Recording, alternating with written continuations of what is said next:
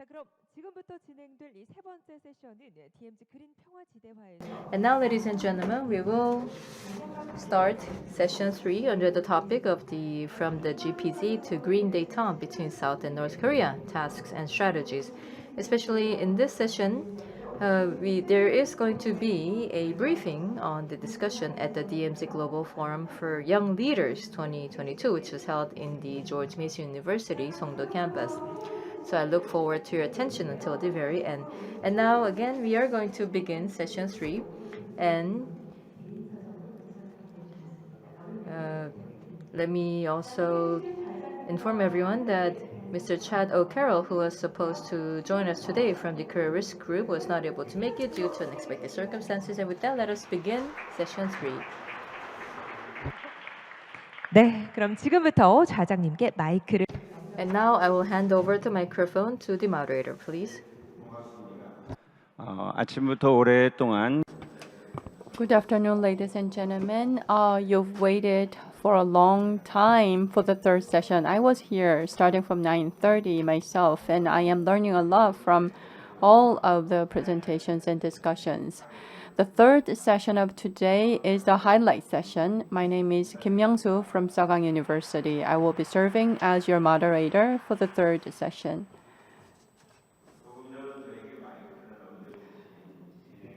The MC just handed over the microphone to me, and she said that the theme of the third session is about strategies and tasks. That's the right emphasis to put. Conceptually, we've talked enough about Green Detente and Green Peace Zone, and the third session is going to place a focus on tasks and strategies that we need to follow to make things actually happen. And what is most important and what to do will be the key focus of our session today. I will give each of the speakers 15 minutes and 10 minutes each to the discussants. First, let me introduce the participants of the third session. The first speaker is sitting right next to me, Dr. Young Woo-na from the Korea Institute for National Unification. The next speaker will be Mr. Shiroji Yashibobu from the Tokyo Shimbun of Japan.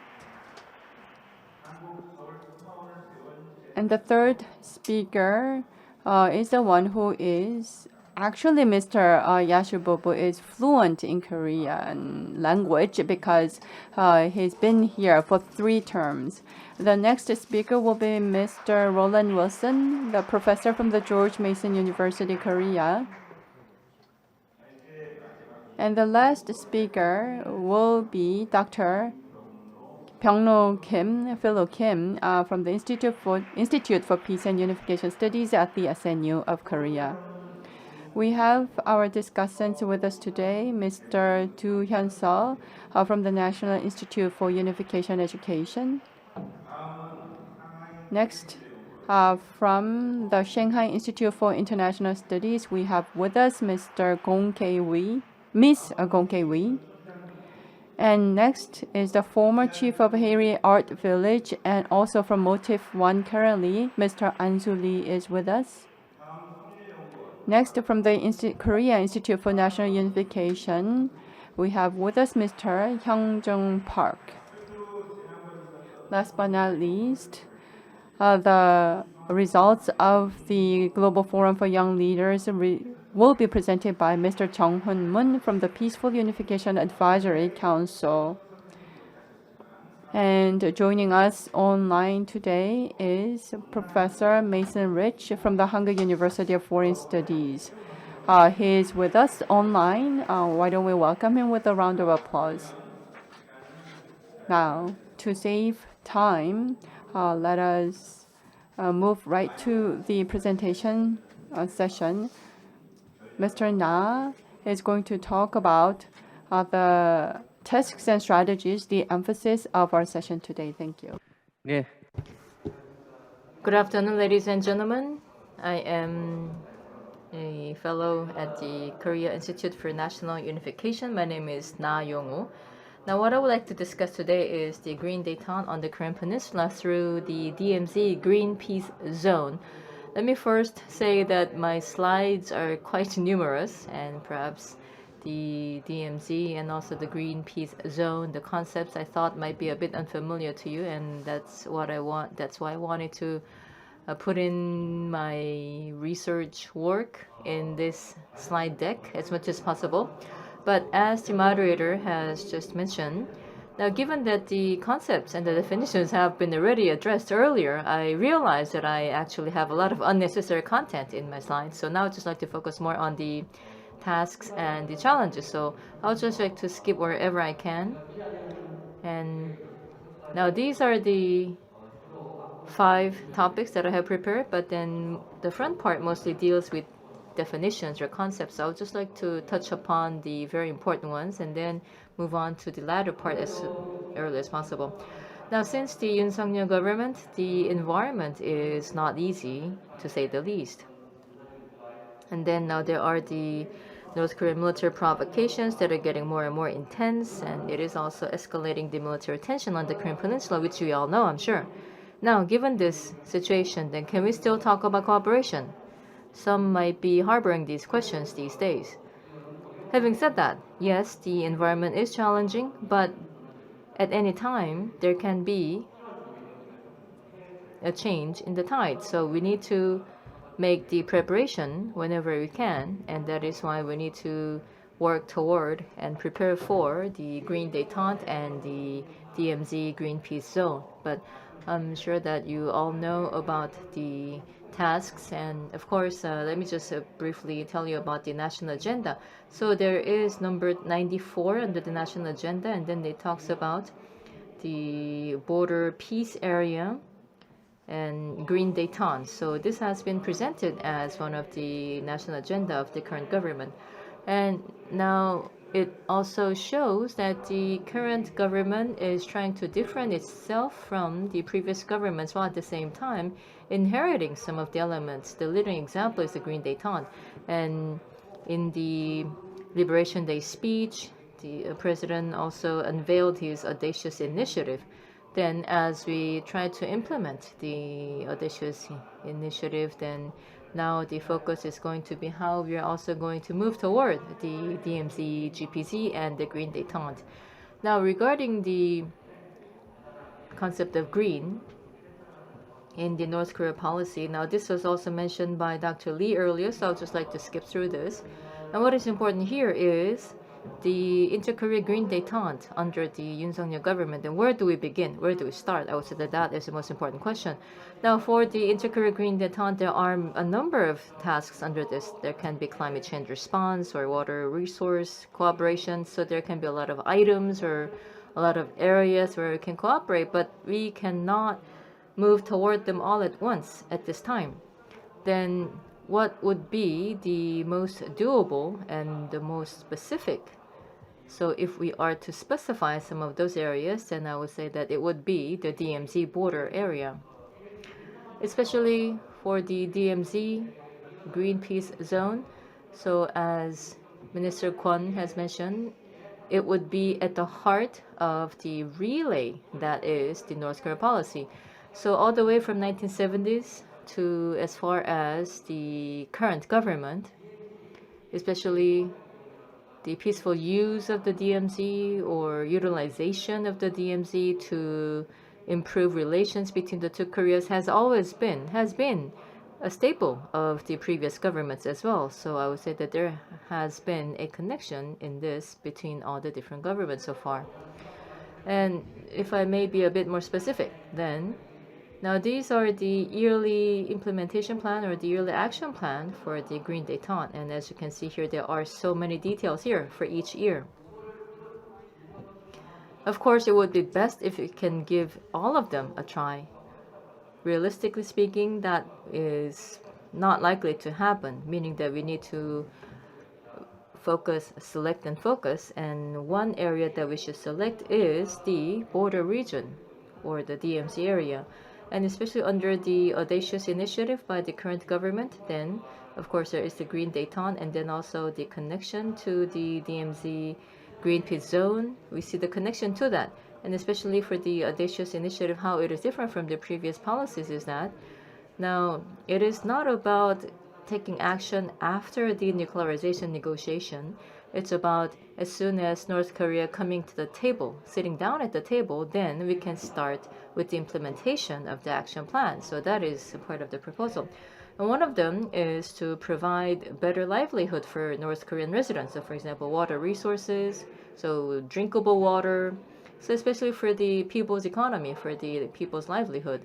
So there are many proposals for that front, and so that I believe is where we can start from for the Green Detente. Now, what I try to emphasize is how we can approach Green Detente. Where can we start? And I think in order to make that decision, we have to look at three things. First, whether North Korea needs it or not. Second is it's not just about what North Korea needs.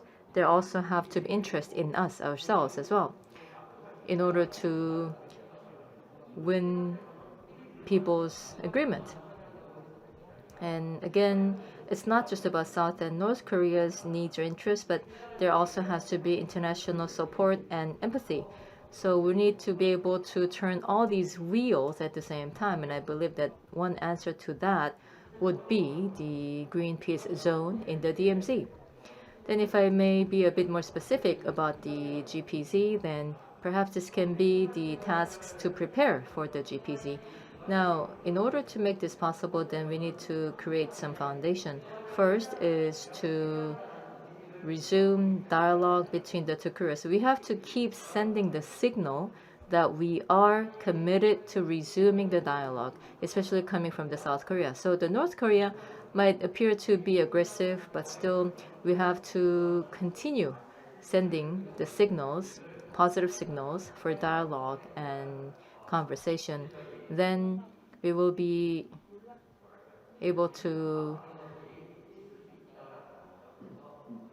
because otherwise there would be stronger international pressure against North Korean provocations. So we need to continue to send out signals, send out messages for dialogue and conversation. And also for North Korea, we see that they are taking part in the international society more and more, especially under Kim Jong-un.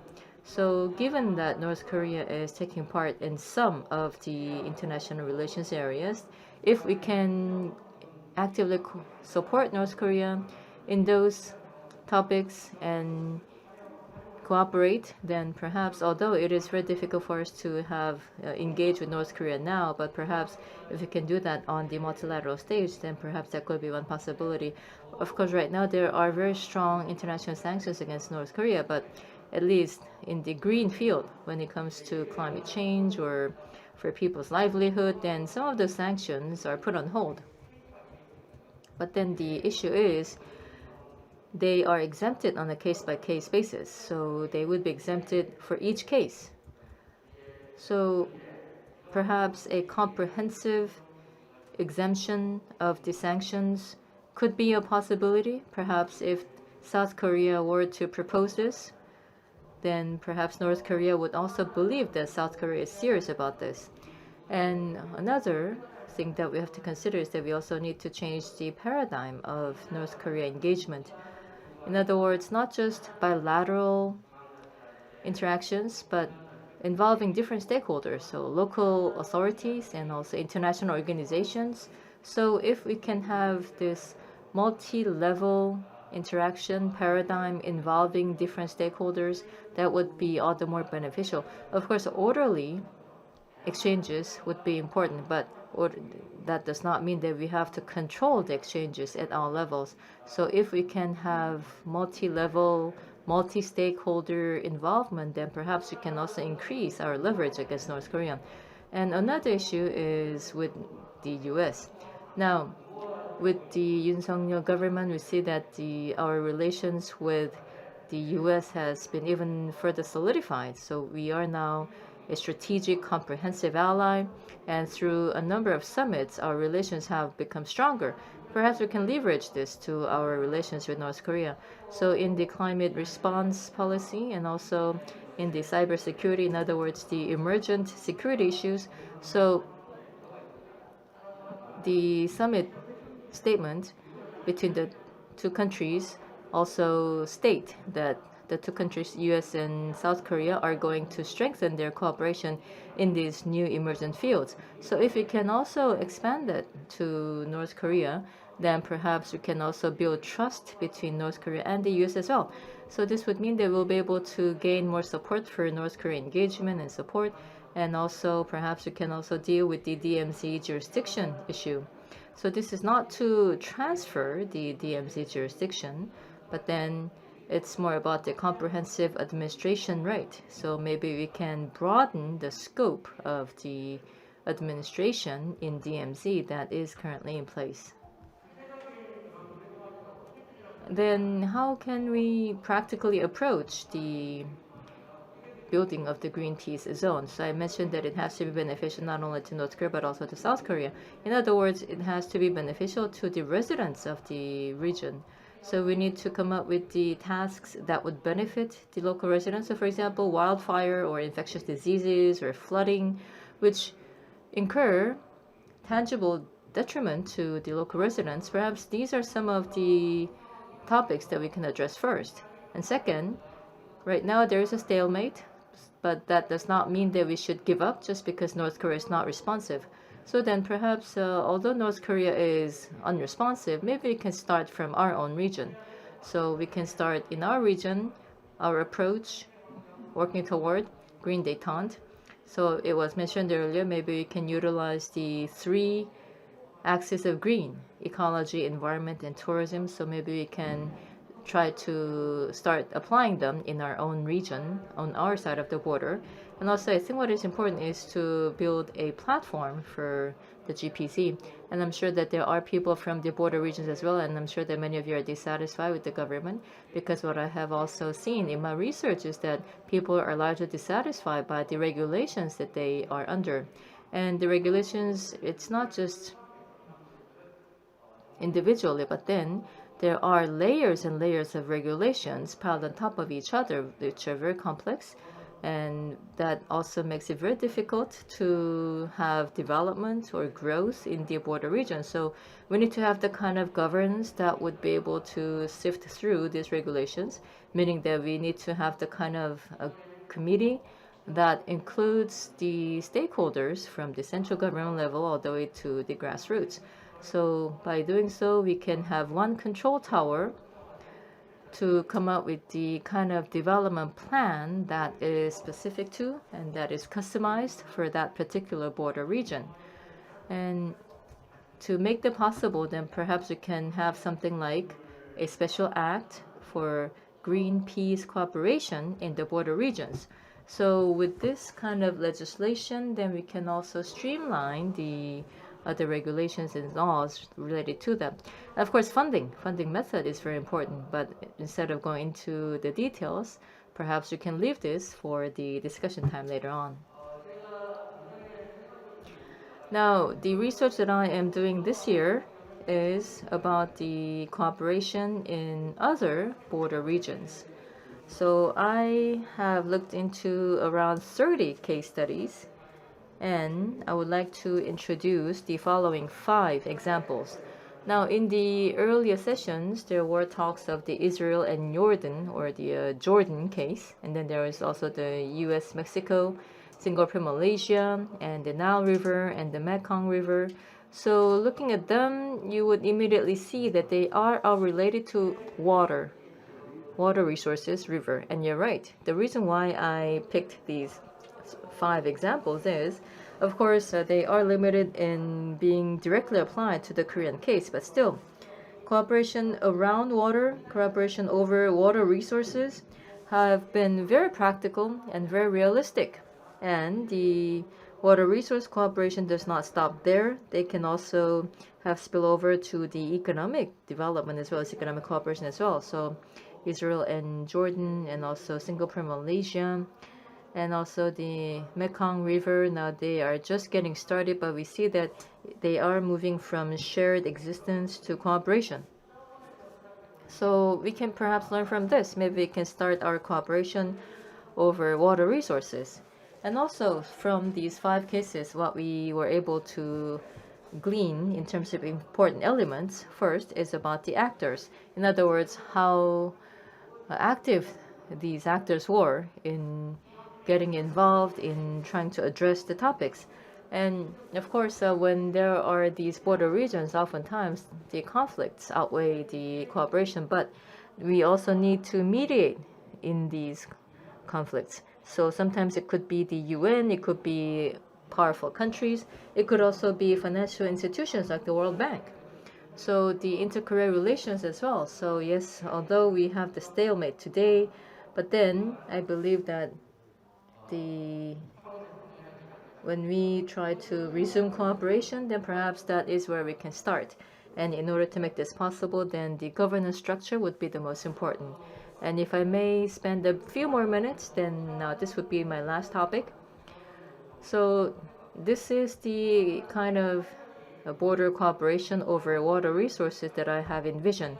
And under the goal of sustainable and mutually beneficial border region water resource cooperation, there would also be 3 principles. Principle of shared existence, sustainability, and scale out.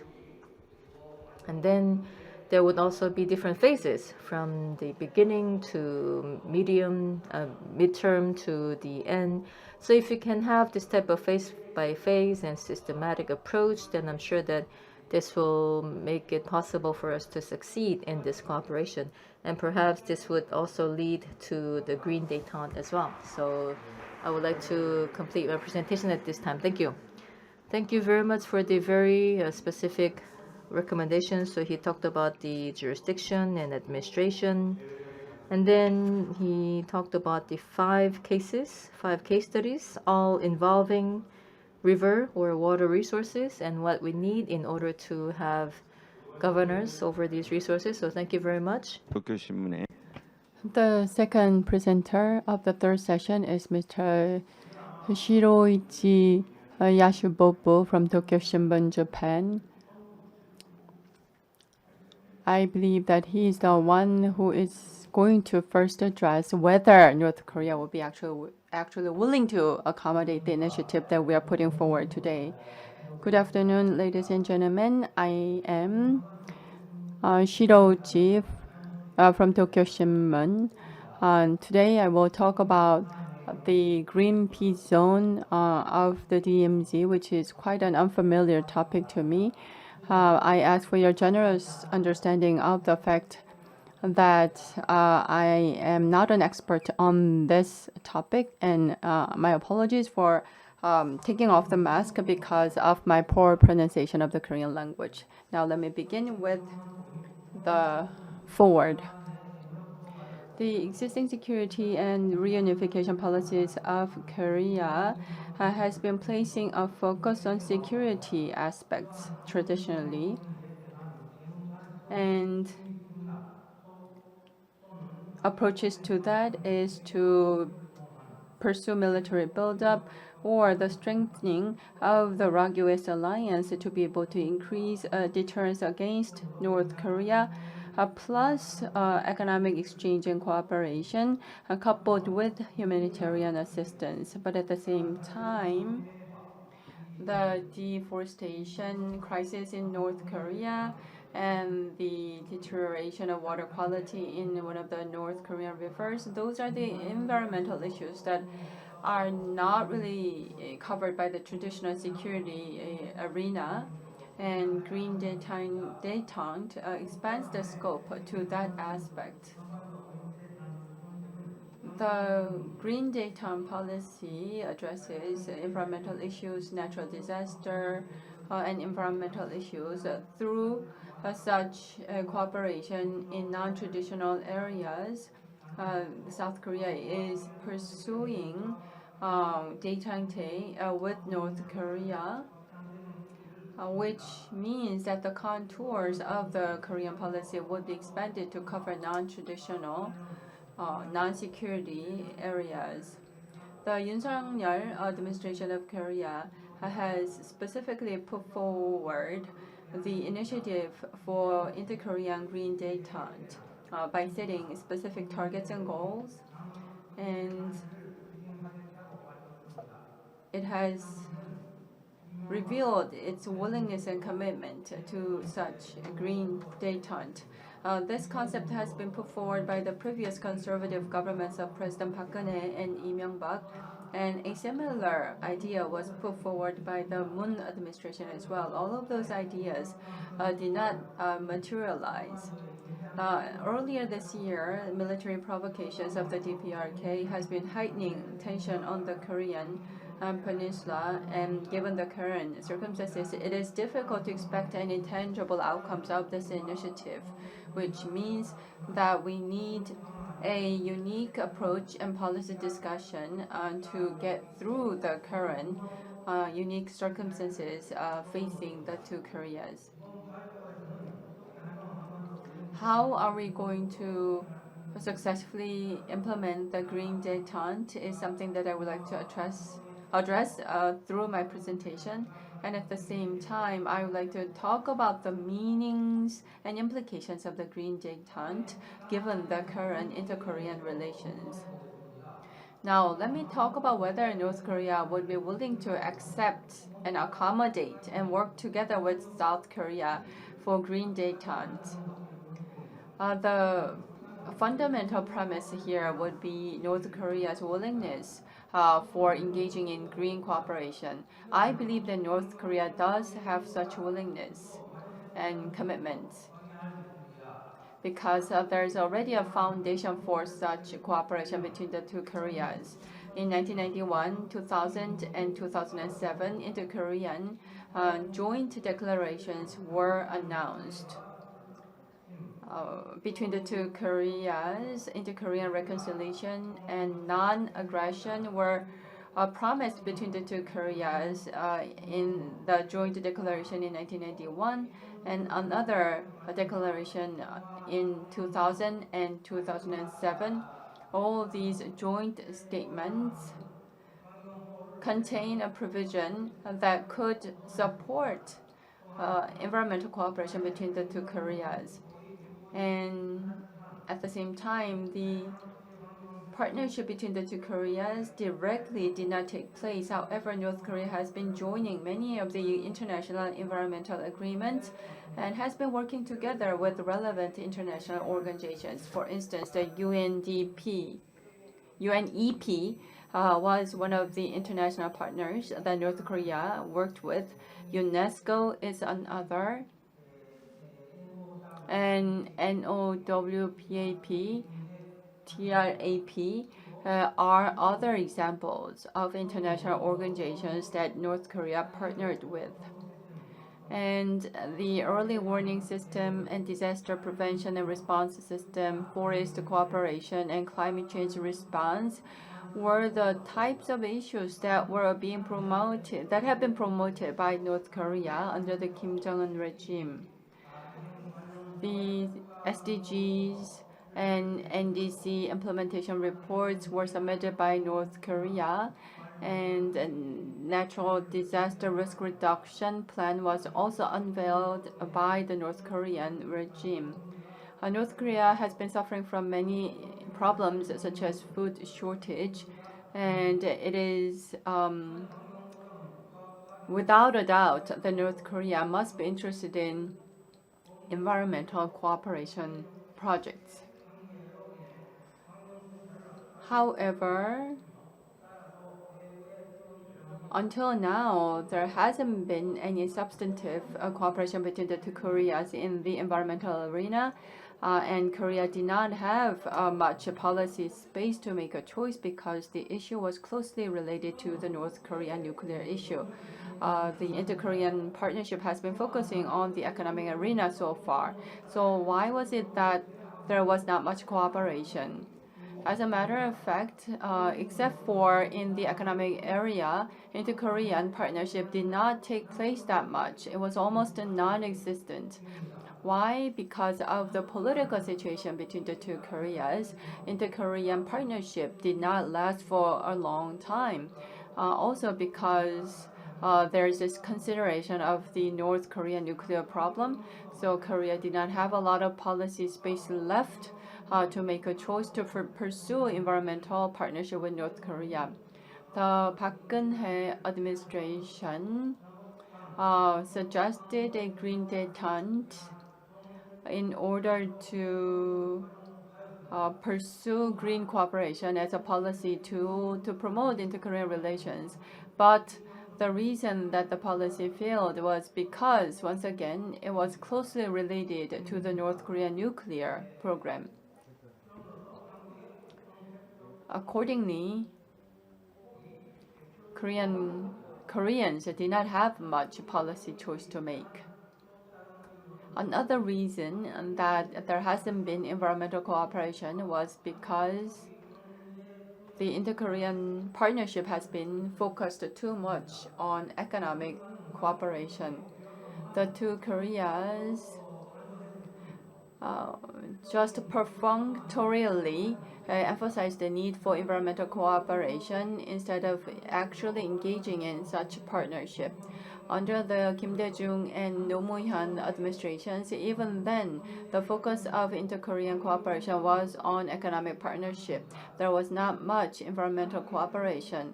Ultimately, given the political situations of the two Koreas and due to the lack of interest in environmental issues, not much environmental cooperation has been taking place between the two Koreas. Now, let me talk about the basic position or stance that we need to take to step up our cooperation in green fields. The goal of normalizing inter-Korean relations seems far distant because of the continued firing of missiles by North Korea. However, due to climate change, ecological and environmental damages are taking place more frequently, and as such, the need for ecological protection and climate change response is growing, and both Koreas understand such a need. Therefore, if there's improvement in the political situations on the Korean Peninsula, I believe that the two Koreas would be more motivated to engage in environmental cooperation. However, for them to be able to do so, they should be able to have some basic positions clearly in place. For instance, they should make sure that they are not that heavily influenced by the political developments on the Korean Peninsula, which means that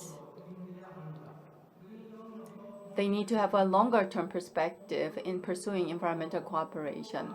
And the government changes in the South should not affect the continuity of such initiatives, and they need to set clear targets and engage in concrete and substantive projects.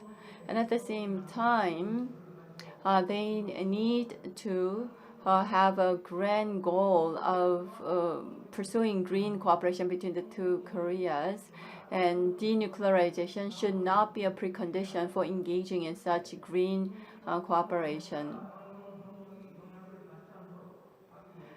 To ensure that political situations or developments do not stop or deter or prevent environmental cooperation, I believe that there should be some agreement amongst the two Koreas regarding this cooperation in the green fields.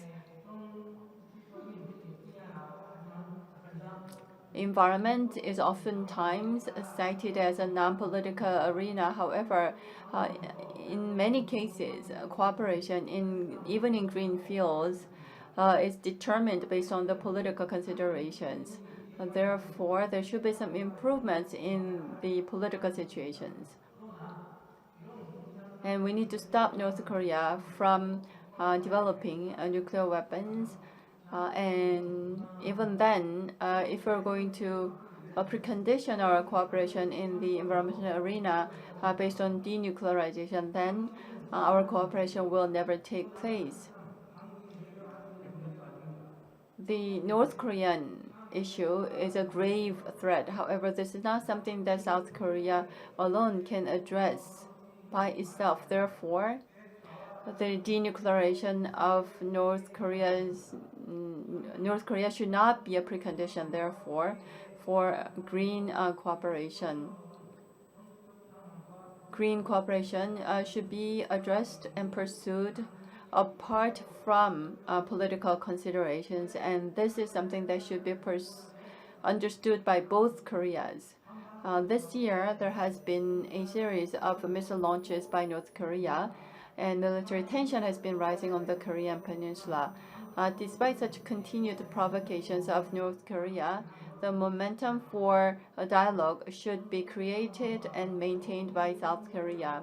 And at the same time, we need to put in place an institutional framework for pursuing green cooperation between the two Koreas. For instance, the Inter-Korean summits could take place. The Inter-Korean Expert Forum on Green Cooperation, and we could also try to establish networks so that the people from both Koreas could meet and talk together. Consistent efforts in this regard are needed. If the government-to-government dialogue is impossible to pursue at this point, we could engage the civil societies or the private sectors to pursue communication and dialogue first. Environmental cooperation is extremely important. However, it might not be considered as important from the political perspective. However, if we can engage in green cooperation, they could open doors to broader cooperation on the political front. Environment, again, a non-political arena, is a good starting point for us in interacting and working with North Korea. Also, the international society or the community needs to actively take part in these types of initiatives. As was mentioned, North Korea has published a report on national disaster risk reduction strategy, and it has submitted its implementation reports on NDCs in 2019 and 2021, and North Korea has revealed its own limitations in pursuing many of the initiatives, asking for international community's assistance and support. Therefore, we need to give such assistance of the international community to North Korea.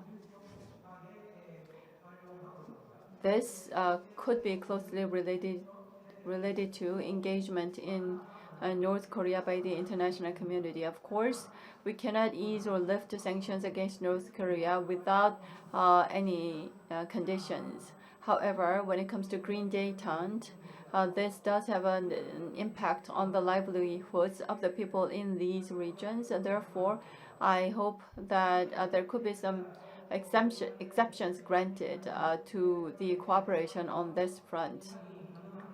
If there's consensus on the need for such a green cooperation, I believe that it will be easy for us to induce North Korea to participate. Last but not least, I would like to talk about peace in Northeast Asia and its relationship with the green detente on the Korean Peninsula. So far, the Korean government has been pursuing inter-Korean exchange strategy. However, the existing paradigm, in my opinion, needs to be transformed.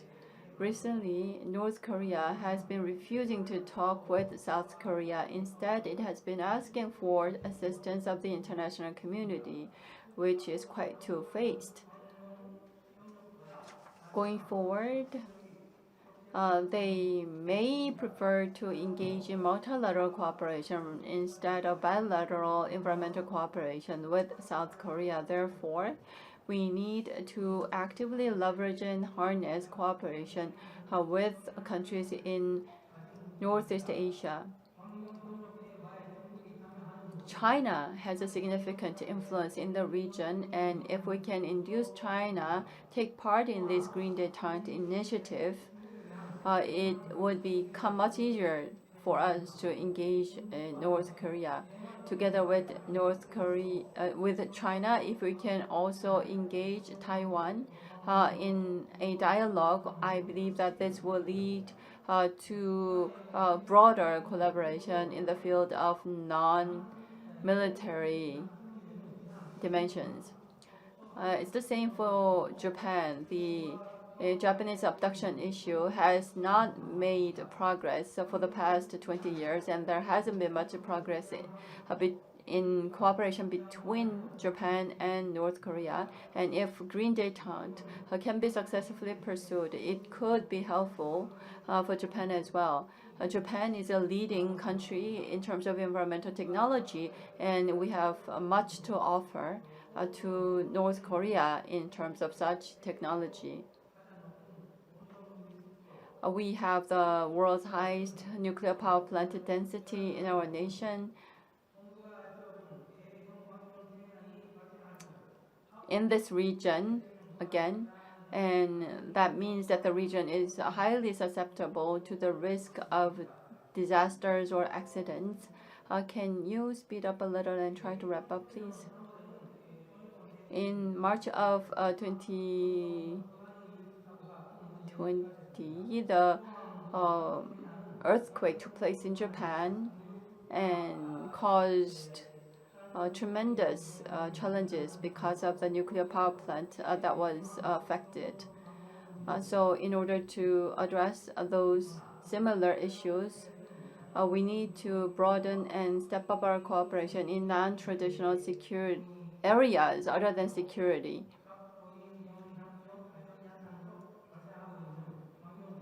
The environmental disasters are something that we need to counter together more effectively, and those environmental disasters have an impact on many different fields such as health and environment and so forth. Therefore, the Green Detente policy on the Korean Peninsula is something that should be discussed through multilateral channels as a way to ease tension between the two Koreas, and also as a way to contribute to peace and stability of Northeast Asia. Thank you. 고맙습니다. Thank you very much for your presentation. Of all the presentations today, this was the only one that addressed the issue of whether North Korea would be willing to take part in the Green Detente. He said that the possibility of doing that is pretty high. 전 교류 And next presentation is by Dr. Roland Wilson on the topic of transforming the DMZ into a GPZ. So now this presentation will focus more on the GPZ, so the Green Peace Zone, and then also the CAR, Conflict Analysis and Resolution. So the three-letter acronyms, so it promises to be a very interesting and refreshing presentation. So now here he is. Thank you. So thank you very much for staying to the end of the day today. I know it's very difficult to stay on a weekday like this, to stay to the end, but I greatly appreciate it. Also, we need to all thank the Ministry of Unification for supporting these type of events, which I think are very important to try to build up new understandings and new ways to resolve this very difficult conflict we have with North Korea. Also, I think it's important to thank the staff for all the great work they've done to set this up. The staff also worked on an earlier version of this last week for the youth, which was very important for it. And in fact, I would also like to thank these students that stayed here until the end. You may not be aware of it, but 20 students from George Mason and others from around Korea has been here for 2 days. They came here to visit the DMZ area, which I think is important for all of us to do, by the way. Then also to understand how we can put this academic and this expertise knowledge to work to try to look at North Korea in a new way. So thank you, these young scholars, for being here today. The irony of it, though, is that we're having a conference on the DMZ in Paju, near the North Korean border, looking at North Korea, and the DMZ is a shared border with North Korea, but yet North Koreans are not involved in this conference. I wish that in the future light, we could, I know it's very difficult because of politics and things going on with North Korea at the moment, but I would submit to you that if we even brought the students together from North Korea, or former North Koreans that are living in South Korea, to have a different perspective on how we can resolve these issues and have a true green peace zone, I think that's probably the way to go forward. But again, thank you very much for this event, and I hope we can do this again many times in the future. So my title is a little bit different. You can see from the first slide here, I'm talking about a peaceful coexistence, exchange, and integration.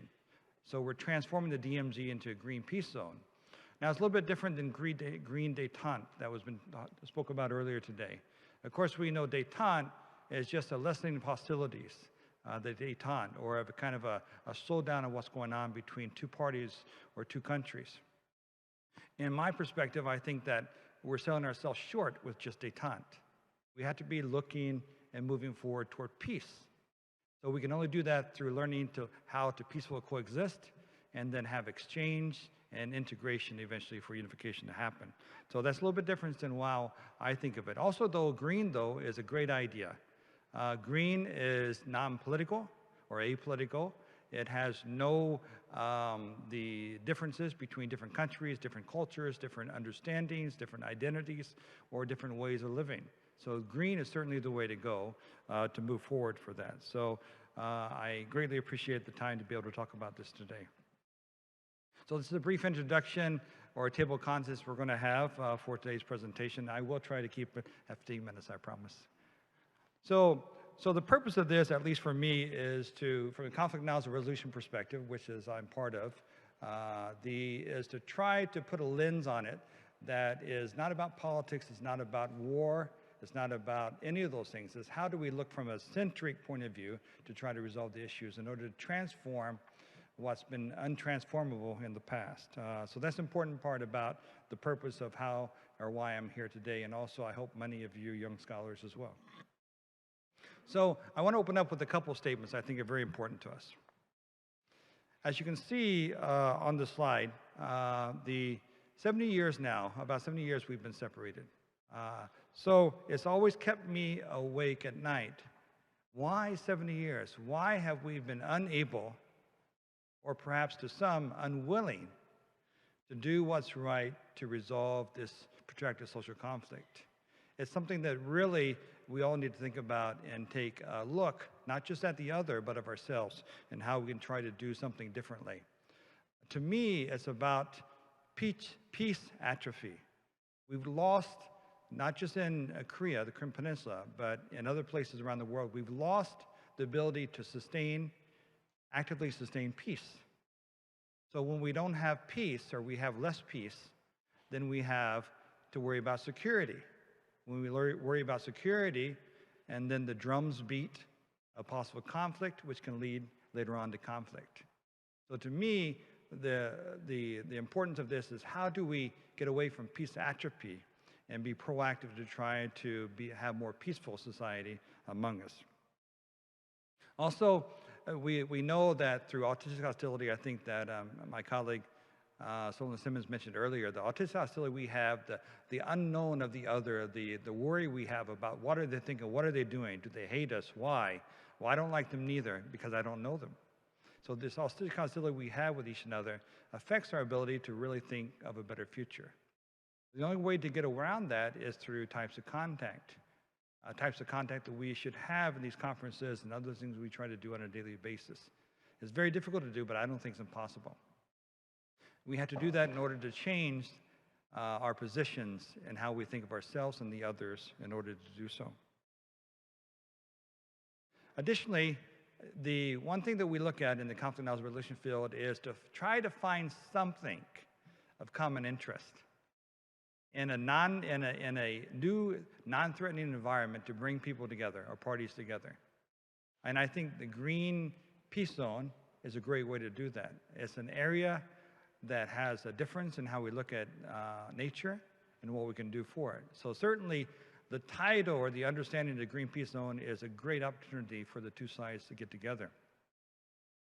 The world, especially this region, needs to also be smarter in how we tackle a variety of issues, particularly when it comes to natural man-made disasters, climate change. I live in Incheon, Songdo, and the wind blows across mostly from China, but other from areas as well. As during the 2 years of COVID, we had the best air quality we've had in the last 15 years of my knowledge in that area. So why did that happen? They weren't producing products that were using coal and other things to mine. So therefore, the importance of pollution and what we can do to change that, and the climate change that's happening, that's the rainfalls that is so unpredictable. We know that 70% of the world, in Asia here, lives along littorals, along the waterways. So therefore, you're greatly affected by changes in weather. So we need to think of that and think of that together instead of separately. Finally, clean energy is just a smart way to go. It's a long way to go, but it's something we should try to do. And with that, sustainable food. Sustainable food, I think, is important for us both now and in the future, as we're seeing in Ukraine right now as well, not having any food to be able to do. So when we look at the GPZ, it's also known in other means. I think it was mentioned earlier today, the transboundary protected area. You know, the idea of this conference, it fits well with when we just had, it was mentioned also earlier today, about the COP27, also not just the SDG 13s and 16, but really almost every SDG United Nations has made fits into what we're trying to do here in this format today. So it's certainly a great thing to do, but we have major challenges we want to try to overcome to make this work. So some challenges. So first of all, we don't know North Korea's intent. Of course, here the last couple of months, they fired off more missiles than I think in the last couple of months they've had in many, many years. And not just missiles, but other ways to be provocative in nature as well. We don't know their nature and what they may be up to. Well, we're never going to know unless we meet with them and talk to them, right? So certainly we need to do something to bridge that gap. Also, governments, the United States government, South Korean government, Japan, North Korean government, China, we cannot do everything. It takes us collectively, the collective we, to be able to try to make changes happen, even if it's little by little, to try to make that happen. And I believe that we actually can. So how do we do that? We have to understand that we can take these great examples. The colleague earlier from Germany talked about how they created the prior division between East and West Germany to try to create something better. We need to take those great examples of the German unification process, but we also have to think about it from a point of view of time, the culture and society that we're in. So you can't take one example from another and put it in planet and make sure it works as it is. We have to be able to modify it accordingly. Additionally, we also have to understand that there's little trust between our societies. There's actually little trust in a larger scale between the East and West right now. It's growing, the lack of trust. We have to do something to try to change that in the way we do. There's different histories, cultures, identities between not just North and South Korea, but others within the region. We have to be able to understand that. There's also different perceptions of we-ness.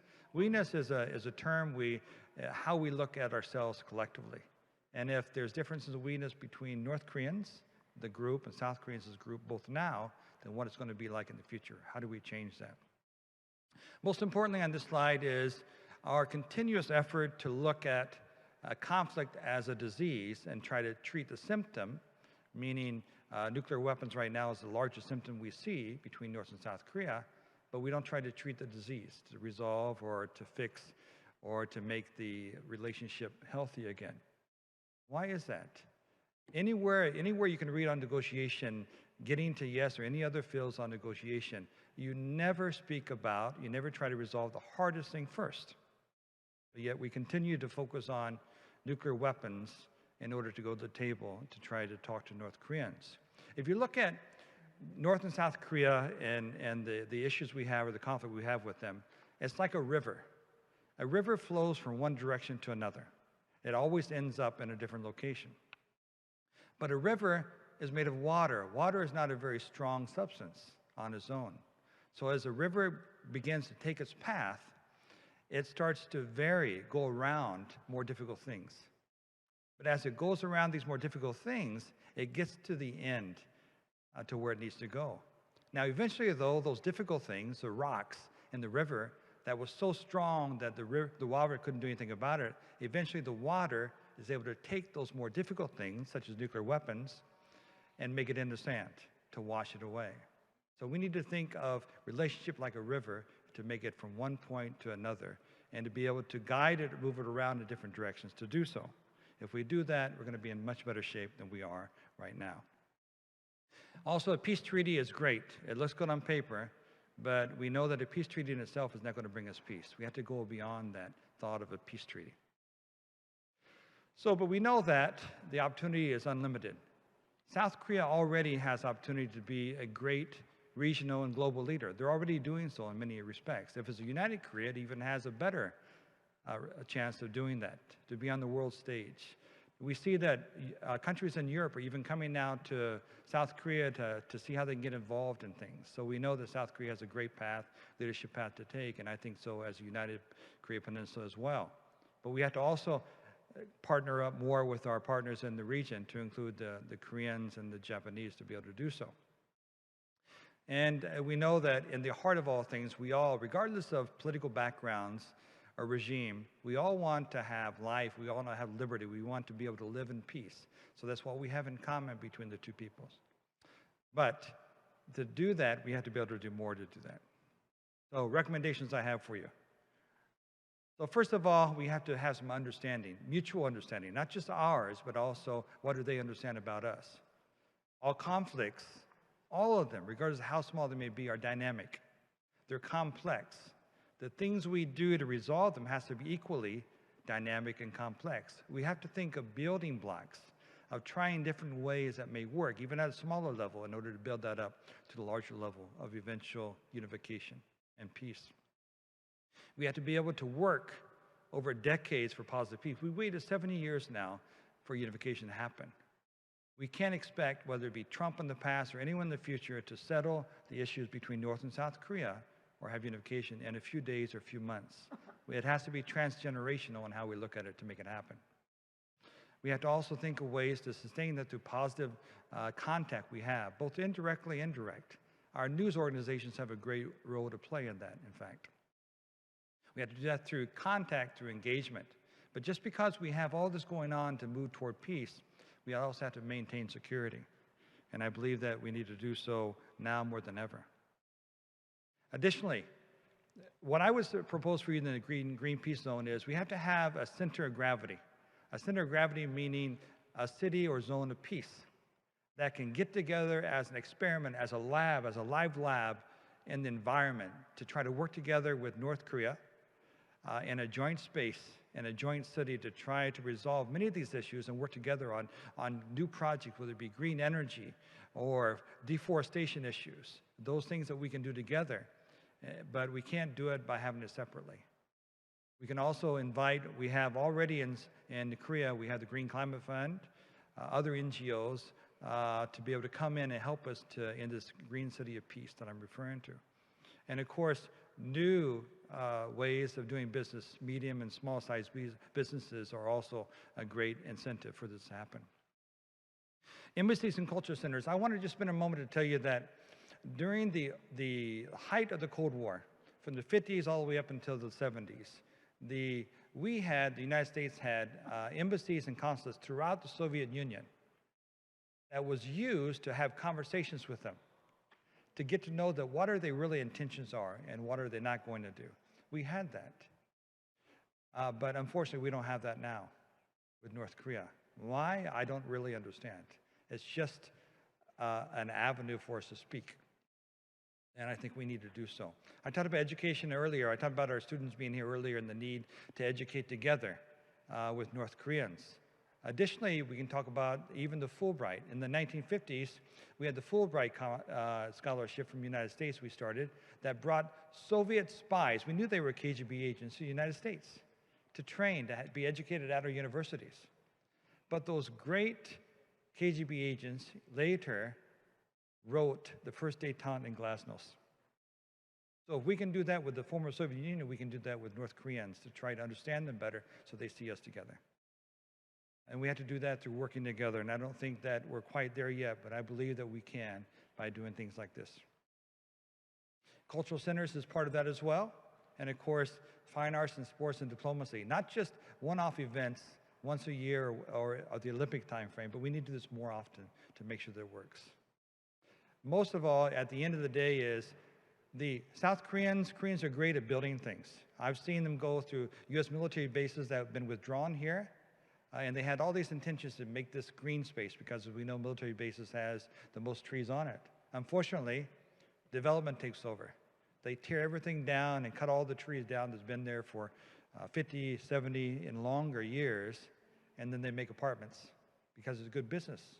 We need to be smarter in our business in order to have green zones throughout the peninsula, and I think that we can do so. So I would not develop the peninsula, the DMZ, just a small area of that, and create an environment so we can enjoy it all together.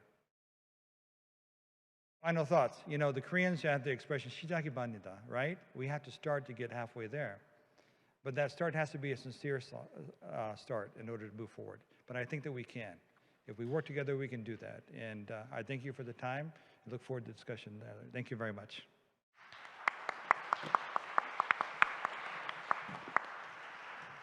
네, 아주 Thank you very much for the presentation. That was a list of tasks for us to implement for the future. Very enlightening and also specific agenda that we can put on a basket to practice in the future. And he also told us that the beginning is half the journey. So thank you very much for that. 서울대학교 Next speaker is Professor Kim from the Seoul National University. You have so much to cover, but you have 15 minutes. Thank you. I could make my presentation sitting down, but my back was hurting, so I got up. My name is Kim Byung-ro, and I am from the Seoul National University. The title of my presentation today is Green Detente and Inter-Korean and International Cooperation Tasks and Strategies. I believe that we are at a time when inter-Korean cooperation is most difficult. Tension between China and the U.S. is rising globally, and that also has an implication for our relations with North Korea. And as was mentioned by many previously, North Korea is legislating its nuclear force policy, becoming ever more aggressive towards South Korea. So it is a time when it is so difficult to engage in cooperation with North Korea. Although we are today discussing this green peace zone, it is indeed a very difficult time. And then, given such difficult circumstances, how will we be able to still pursue inter-Korean partnership? This is a very difficult topic for me to address. I am going to make up 3 main points during my presentation, broadly speaking, as we try to get through the current difficult circumstances and still engage in inter-Korean partnership. We need to be creative in planning our space. And secondly, we need to leverage international cooperation and partnerships. And thirdly, we need a more comprehensive initiative for peace. Regarding the creative planning and utilization of the DMZ space, we could come up with many different ideas and plans. Globally, after a conflict or a war took place, if there's going to be reconciliation and peace, many attempts have been made to set up peace zones. These peace zones play 3 main functions. First, promoting reconciliation. Secondly, preserving ecological systems and the environment. And thirdly, these peace zones play the function of promoting economic development and growth. Many countries come into conflict because of economic reasons. So by setting up peace zones, they try to develop a win-win proposition economically for both parties. So in that respect, between the two Koreas, in those three main areas, first, as we remember the pains of the war, we would embark on a peace process of healing, and in terms of promoting such a reconciliation between the two Koreas, we would have to utilize the Green Peace Zone. And secondly, as was mentioned during the morning session, we have abundant ecological resources in the DMZ. Therefore, we should think about how best to preserve and promote the ecological resources that we have in the DMZ. And thirdly, we could find ways to promote and facilitate economic cooperation, as was the case in the Kaesong Industrial Complex. For instance, we could engage in renewable energy project based on the Green Peace Zone that we would be establishing in the DMZ. So those are the three main aspects of setting up a peace zone. But we would have to employ very unusual and extraordinary and transcendent ideas and approaches to be able to realize this initiative. Looking back on the past history of Korea, the Kaesong Industrial Complex or the Mount Kumgang tourism projects were very creative ideas that we pursued. And as was the case with the construction of the light water reactors in Shimpo of North Korea. Many times, in many cases, Koreans were able to leverage and apply their creativity in terms of utilizing geospatial spaces, whether it be in the form of music, films, or dramas. We are exceptional in architecture and art. However, we are also exceptional in terms of utilizing geographical spaces. So we could be very creative together with architects and artists, maybe in partnership with social scientists. I believe that we would be able to develop a plan for creative utilization of the GPZ on the Korean Peninsula. So through such a creative spatial planning for various dimensions of peace zones could be promoted, and it could become a reality based on the ingenuity of the Korean people.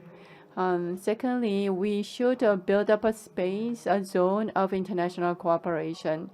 Korea has been accumulating global soft power, and based on that, we could leverage our networks with international organizations and international actors to build an international peace zone.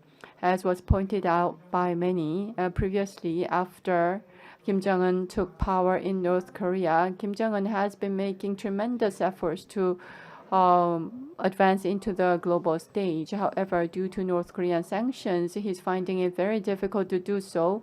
Therefore, if we can engage in cooperation on that front, I believe that we could help him come on to the international stage.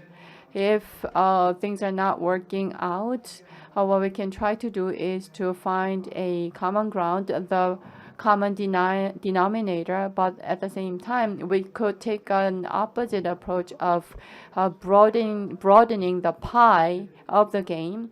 So to do that, we can engage many other international actors and engage North Korea at the same time so that we can utilize the DMZ as a zone for international collaboration. Our independence fighter An Jung-gun once said that the global trade or economic organization or global educational organization could be hosted by Korea. Those were the examples of the ideas put forward by former independence fighters of Korea. We can try to do the same. We could try to host multinational companies to the GPZ and turn the DMZ into an arena for international partnership.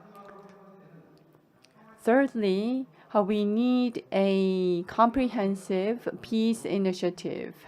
Of course, it could be as functional as we want in pursuing ecological park or peace zone or green peace zone. But when it comes to inter-Korean relations, diplomatic cooperation, those aspects should be brought in together in pursuing this initiative.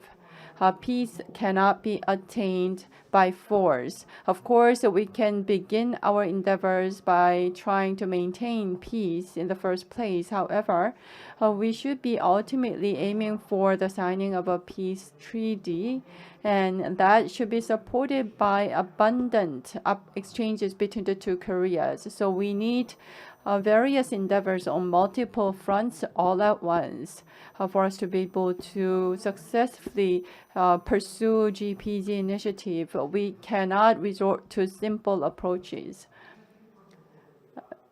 as was the case in the Helsinki process in Europe.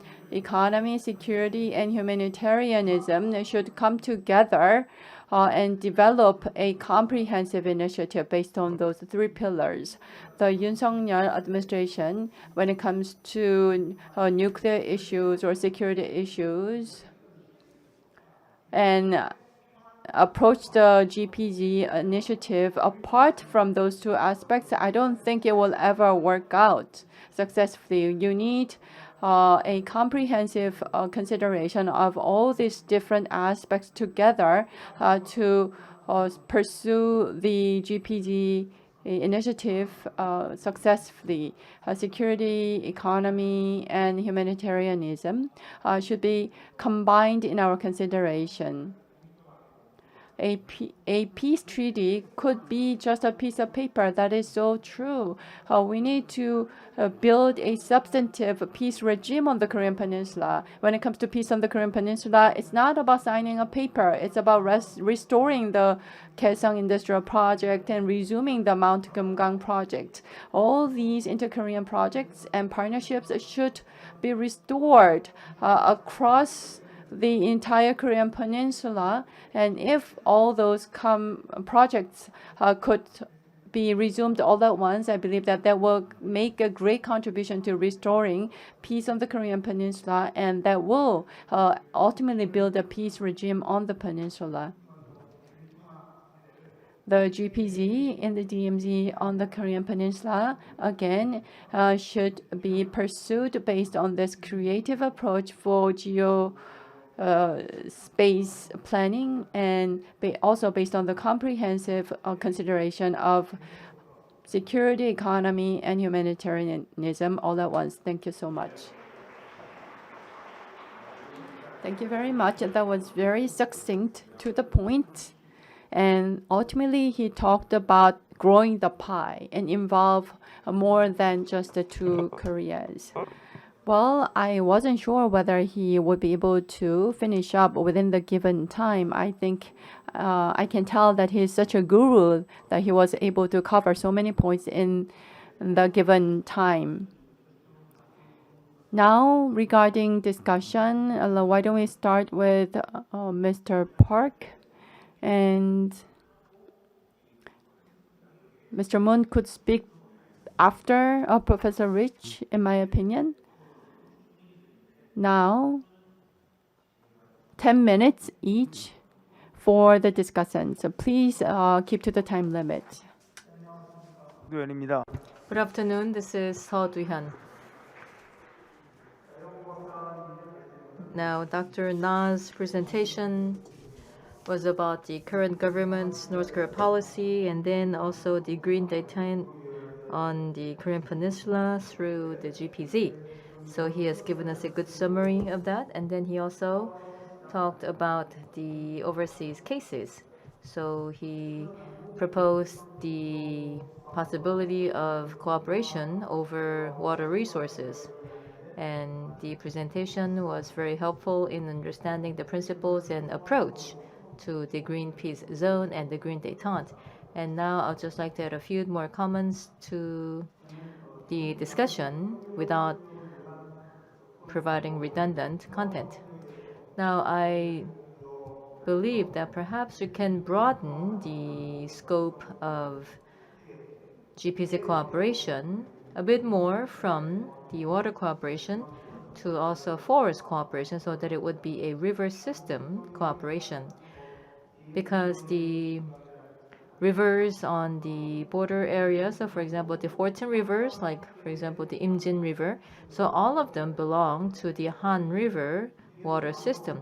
And most of the rivers, the majority of the rivers flow from north to south. So South Korea is at a disadvantage in terms of the water management.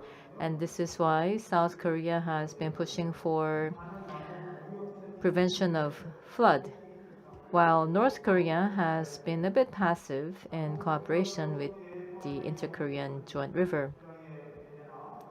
Now, the issue of peaceful use of water systems in the inter-Korean border area spans various areas such as distribution of water flow, prevention of disasters, conservation of the ecological environment, and watershed development.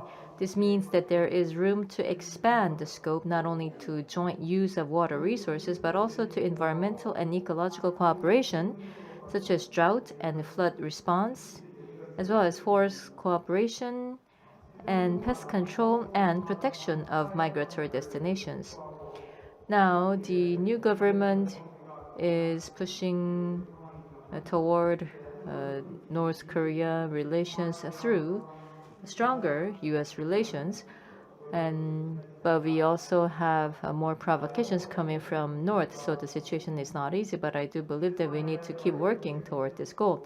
So as Dr. Na has mentioned as well, we need to have organic cooperation with the international society, and we also need to address the issue of the DMZ jurisdiction that is currently held by the UN command.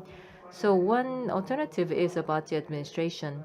So when we have more brisk exchanges between the two Koreas, then we have had the experience of having a broader administration. So I believe that that would be the ideal solution this time as well. And in order to lay the foundation for the DMZ Green Peace Zone, these are some elements of consideration. First, we need to better understand the details of the international communities or the UN sanctions against North Korea because they are very granular. And for example, we need to make sure that if we do have agreement over the DMZ ecological cooperation, we have to make sure that this will not in any way violate the UN sanctions against North Korea. So in other words, we need to gain a more detailed understanding of everything about the sanctions against North Korea. And second is we need to gain more accurate information and data regarding the transboundary area through more survey. So we also need to have a better understanding of the needs of the people so that we can have more detailed programs together. And third, now we have also had initiatives that have been similar. So for example, DMZ Ecological Park or World Peace Park or Peace Park. So there have been oddly similar initiatives that have been proposed by the previous governments, but again, none of them came through. So there must be reasons why. So we need to better understand, we need to analyze the reasons why we are not able to create these parks or fulfill these initiatives and try to reflect the analysis of these reasons into the future plan. And fourth, even without any response from North Korea, what we can do on our own, then of course it is going to be limited, but I do believe that we also need to do things on our own as the starting point. So of course we need to come up with the master plan, and we also need to have cooperation with the other countries like the US, Japan, China. so as to also gain the consensus from these other countries as well as a way to lay the groundwork for this initiative. And also, there are 5 strategic areas of consideration. So first is, now there has to be an alignment with the international sanctions against North Korea.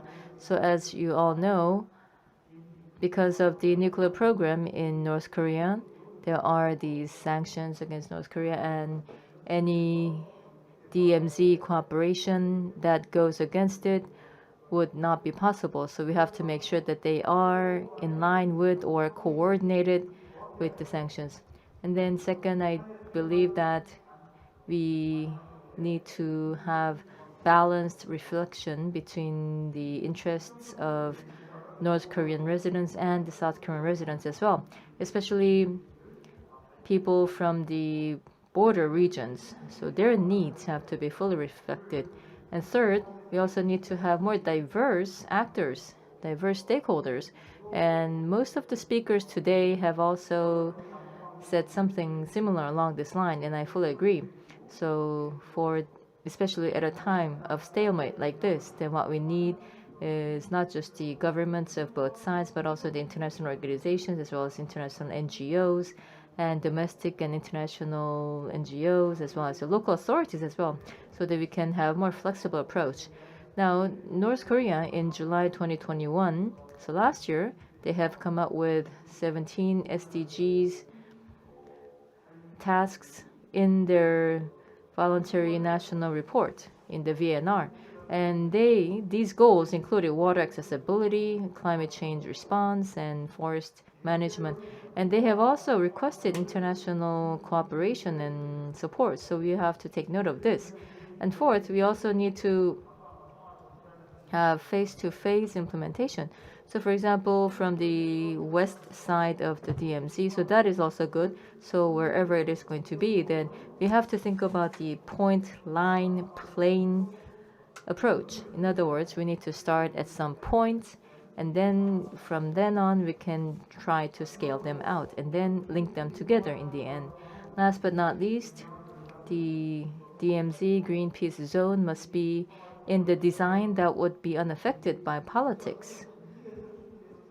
And the ideal approach would be to have it separated from politics altogether. But because of the special nature of the inter-Korea relations, that is probably not going to happen. But still, if we can have as many stakeholders as possible participating in the project, then I believe that that would also be helpful in maintaining continuity and stability of the project. So now then, let me ask 2 fundamental questions to Dr. Na.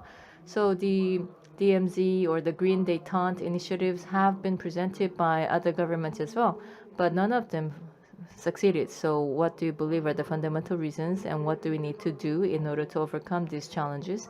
And second question, now to the initiative by the new government, there has to be a response by North Korea. And what do you believe are the realistic and practical methods that could draw out such positive response from North Korea? Thank you very much for the discussion. So he has also provided 2 questions in the end. And if Dr. Na has the answers to those questions, then we no longer have to carry on with the seminar. So I look forward to his answers later on. 와 계시는 우리 상하이 국제문제연구원 Now, with us today would be Gongka Wee from Shanghai Institute for International Studies. Very glad to be here. I'm from Shanghai Institute for International Studies, and now I'm in Sejong Institute to be as a visiting scholar. So that is why I can be here to meet all of you face to face. As we all know, that is quite difficult for the Chinese people now to go abroad. Today, in these sessions, the 4 speakers already discussing quite a lot of more details about how to, from the GPZ to Green Detente. I learned quite a lot from them, and also they show us a very bright future pictures between South and North. I have a chance to visit North Korea almost every year, and also have several chances to visit DMZ, both from the north side and also from the south side. Yesterday, I also visit DMZ again, and I still have quite different feelings. As a Chinese, we always to compare with the North and South relations to the mainland and the Taiwan issues. We have the same feelings about the reunifications. Just a few days ago, South Korea President Yoon meets our President Xi Jinping in Bali, Indonesia. Our President Xi said it's very, very clearly that the North Koreans' intention is the key when it is come to Yoon's plan, that means names audacious plan. And if North Korea accepted, China would willing actively to support it and cooperation in it. So today we're discussing quite a lot about it, about the DMZ into a Greenpeace soon and something else. But I still think that the key is about North Korea's attitudes. After the end of Cold War, the Korean Peninsula issues is always the hot issues in Northeast Asia. And even after 30 years, the issues is still developing because some deep-seated issues behind it have never been taken seriously, such as the imbalance of security structure on the Korean Peninsula, and also the shadow of the Cold War. Now China is worried maybe we were back to the Cold War just like 3-3. And based on this experience, exchanges, cooperation for the peace and the stability and the denuclearization of the Korean Peninsula, I think the first things that we should do is to take into the reasonable security interests of all parties. I think that China, our Chinese scholars and also the leaders said it again and again that the DPRK's reasonable security concerns should not be in acknowledgement, and it would be difficult to find a way to discussion without DPRK. So that is why we still think that we should to find a way to deal with the North Korean nuclear issues. And secondly, it's the problem is that the lack of the trust is the serious problem in the current security issues of the Korean Peninsula and also in the Northeast Asia. All parties' concerns should to start from the rebuilding the mutual trust. I think that just now some scholars also mentioned about it. And we should to take the common interest of all the parties and also to seek cooperation based on it and to fill the gaps of the trust and build a trust mechanism. So the third issue is that we all know that issues in Korean Peninsula already last more than 17 years. And we should not only to build a balanced and effective security structure, but also we think maybe we should to prepare for some things about crisis management. This morning, when in the keynote speech, the former Minister of Unification said about great changes happened now in the nowadays, and I think that we should to remind all the parties to understand what is the problem exists in these situations on the Korean Peninsula, and also get rid of the Cold War and trust each others. So we should to help to create win-win benefits both to the North and the South. So all in all, my point of view is that we should to rebuild the mutual trust, share common interest, and the crisis management. Thank you.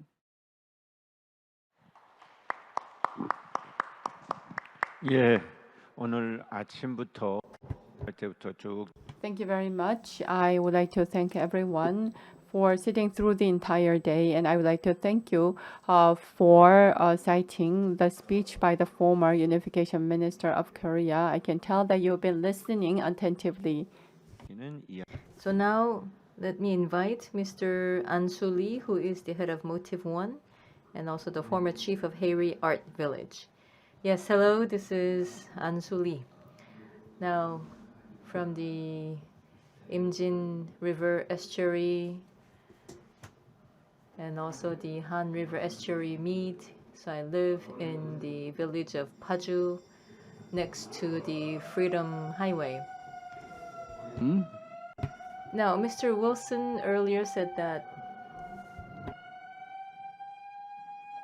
확인해 주셔서 알려주십시오. 아마 잘못. Can someone check? Let us check first. Perhaps this is a false warning, but okay, so yep. That was a false alarm. So, all right. So, yes, this is just to show how Mr. Lee's remarks are important. It all put the alarm has put us all on our toes. All right, so now Mr. Roland Wilson has mentioned that détente is not enough, so we have to move on to GPZ of shared existence and integration. So I was highly impressed with that. So today, I am here to talk a bit about the position of the residents who live near the DMZ. Now, for us to travel all the way to Seoul, then we must travel through the Freedom Highway and on the way back as well. Now, when we name something, then I believe that it signifies the current want, and I believe that that is the Freedom Highway.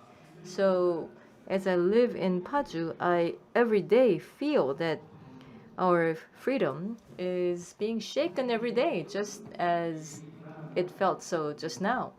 Yes, our everyday feels quite precarious.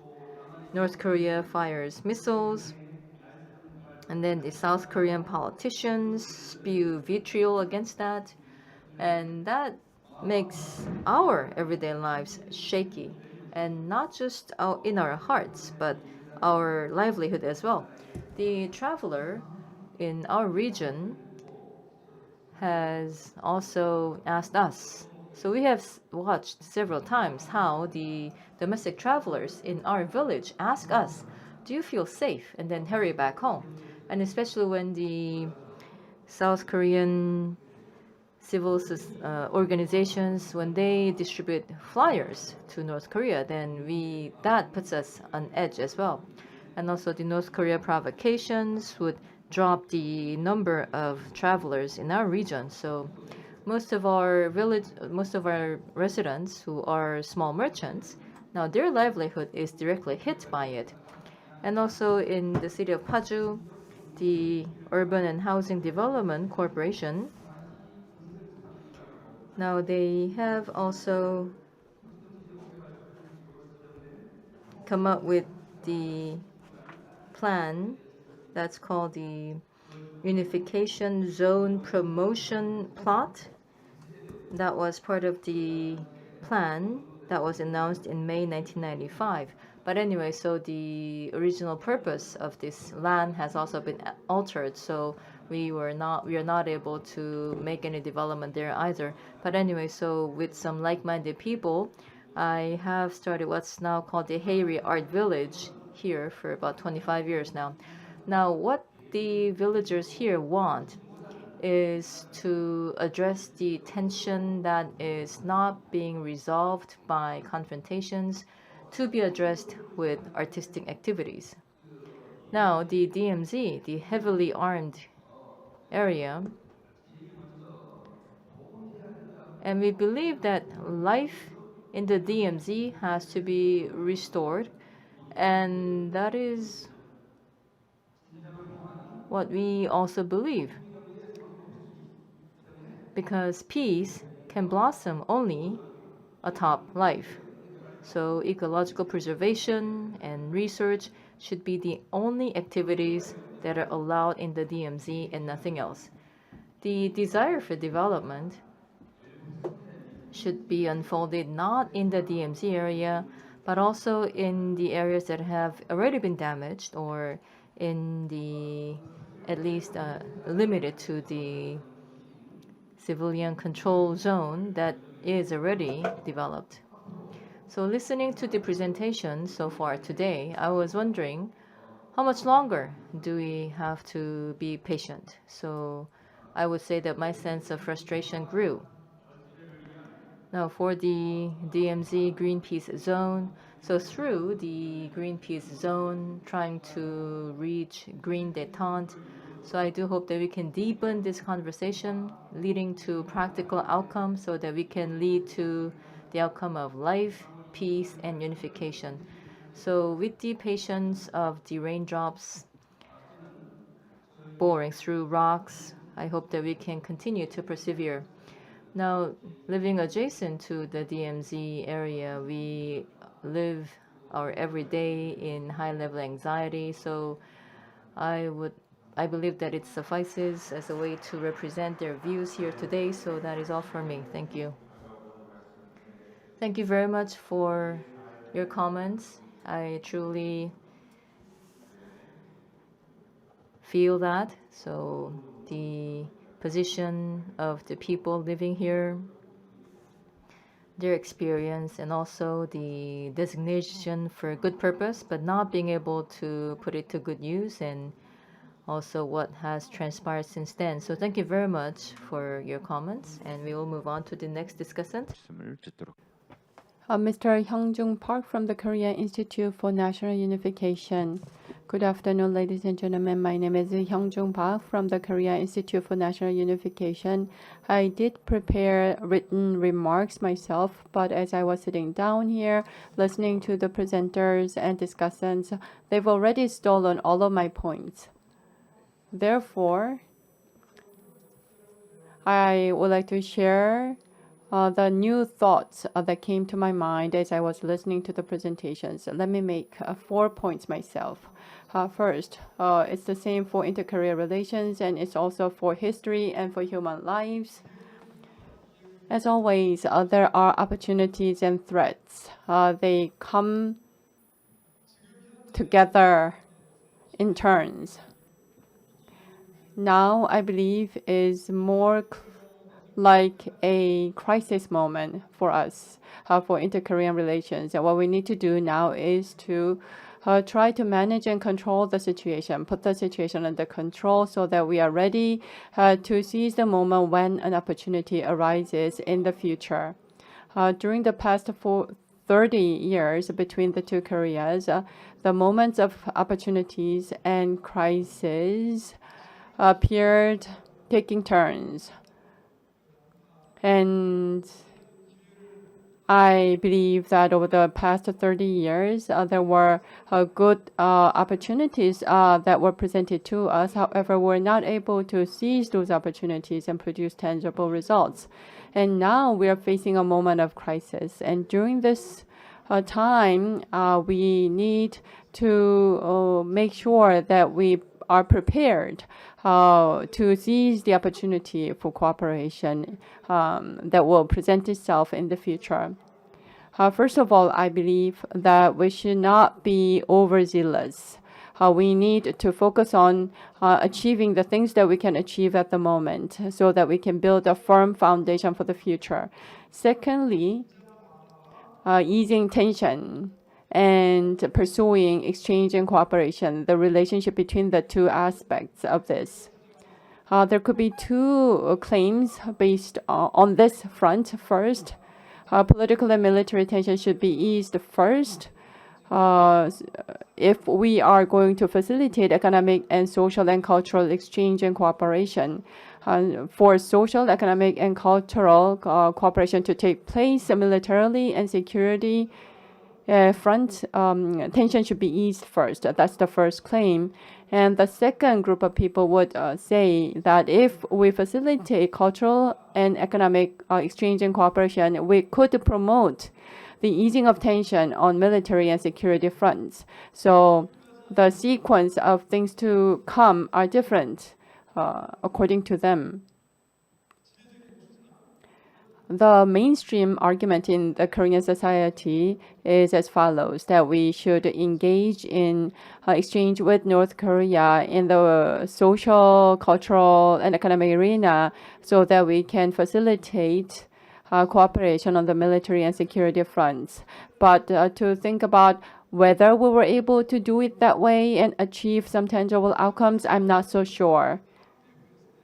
And thirdly, I would like to talk about the internal conflict within the Korean society regarding inter-Korean relations. Currently, between the ruling and opposition parties of Korea, across almost all of the issues, they are fighting against each other, and they are also arguing vehemently regarding the North Korean issue as well. But if you look at the specifics of their arguments, especially when it comes to the North Korean policy, there are aspects that are quite similar between the two parties.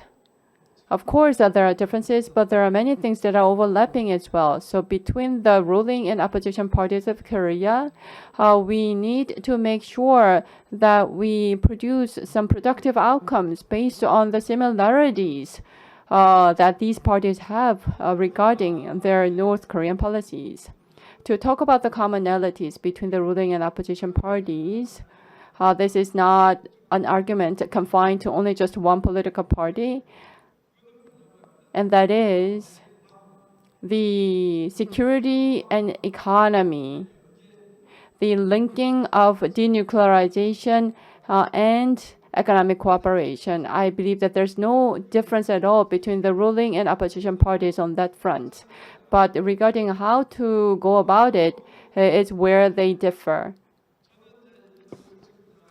I myself have spent 30 years studying the North Korean policy myself, and one of the things that I felt over the past 30 years is this. When it comes to the North Korean policy, if there's an issue, when experts come together and engage in discussions, they most oftentimes agree. However, if the issue is tossed to the political arena, politicians, they fight each other over those issues.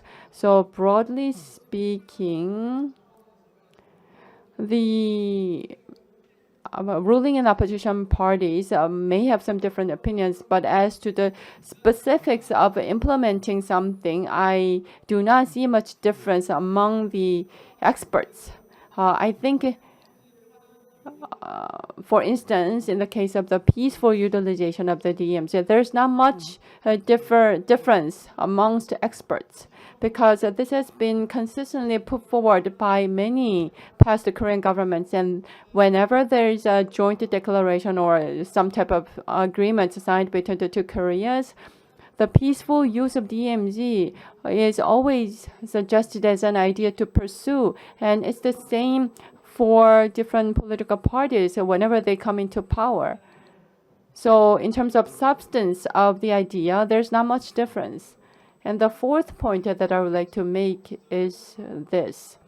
The broad political discourse is up to the politicians. However, as to the specifics of how to go about the Green Detente and how to peacefully utilize the DMZ, those practical issues should be left to the experts. Because there may not be that much difference between different governments of Korea. I think this should go beyond the political colors in Korea and take a consistent approach to make it happen. And whether it be Green Detente or the peaceful utilization of the DMZ, as far as the experts are concerned, they don't have much difference. They could engage in technical discussions about the practical approaches to take. They would not involve themselves in political disputes or controversies. And also, there's much of the agreement among the Korean experts and the experts of international organizations, which means that broadly speaking, the direction is pretty much shared amongst the experts. Therefore, when it comes to the technical aspects of what we are talking about, if possible, such technical discussions, I believe, should be left to the experts group. They should not be left to the politicians who fight against one another. Thank you. 예. Yes? Yeah, when it comes to the experts, you are pointing out that there's not much difference in terms of the technical implementation of the initiatives. You pointed that out. Maybe Dr. Bach, maybe this is an opinion that you yourself can relate to the political circle in Korea. Thank you very much for sharing your valuable opinions. The government, North Korea, the international organizations, when they come together and discuss these technical aspects, that there may not be such a difference. And next discussant is Mr. Mason Ritchie, who is joining us online from the Hankuk University of Foreign Studies. Please go ahead, sir. Hi, good afternoon. Thank you very much for having me. I want to thank the organizers who have put this together. I really appreciate the opportunity to speak with you today.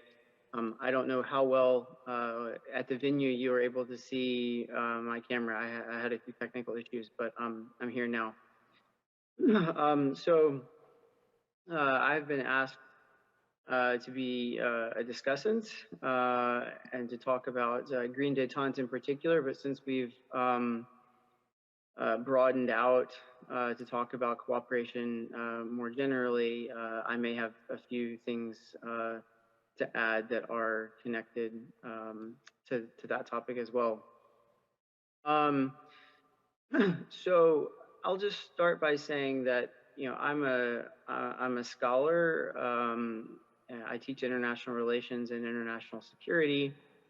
And when I was looking over the presentations that I was asked to discuss, I was really thinking that perhaps the most useful thing I can do here is to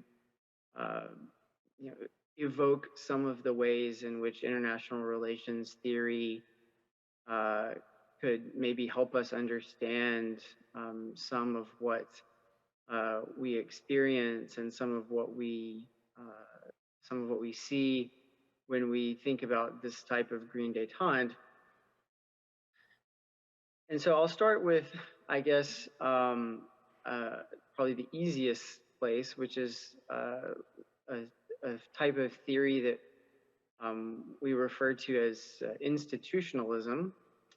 And we frequently use institutionalism as a theoretical framework to try to understand international cooperation in a multilateral setting or a minilateral setting, perhaps not quite so much in terms of bilateral relations like the inter-Korean relations, but in principle, that shouldn't be an important distinction. And institutionalism as a theory of in international relations would in fact predict that cooperation on what we call low politics, so the environment, cultural, educational, even some forms of economic issues like humanitarian aid, disaster assistance, and things like that. That these areas of low politics can serve as a stepping stone to cooperation on tougher issues of high politics. So security, conflict, sovereignty, and other issues like that. Obviously, green détente sort of fits in to that theoretical model. And in that sense, I applaud South Korean governments, the last several administrations, or really even going back into the 1990s, for their repeated efforts to initiate DMZ and environment-focused projects with North Korea. This, I think, in the first place, has increased over time as South Korea has slowly moved, and in some cases quickly moved, towards complementing its hard security focus on its relationship with North Korea and its understanding of what the DMZ is there for, with soft security projects that are related to or in partnership with North Korea. And in particular, we can understand why this type of approach should work for a country like North Korea, or be appropriate, let's say, for a country like North Korea, because North Korea, of course, is unique. It's particularly belligerent in a lot of ways. It has a very unique internal governance structure, with now the third generation of what is, effectively speaking, a de facto dynastic leadership. And of course, the Korean Peninsula situation more generally is relatively unique in terms of the division that it has undergone and that it continues to experience up until today. So that's the theory, and the theory as applied to the situation on the Korean Peninsula. The problem really is that unfortunately, all of our best theories sometimes don't do a very good job of predicting empirical outcomes.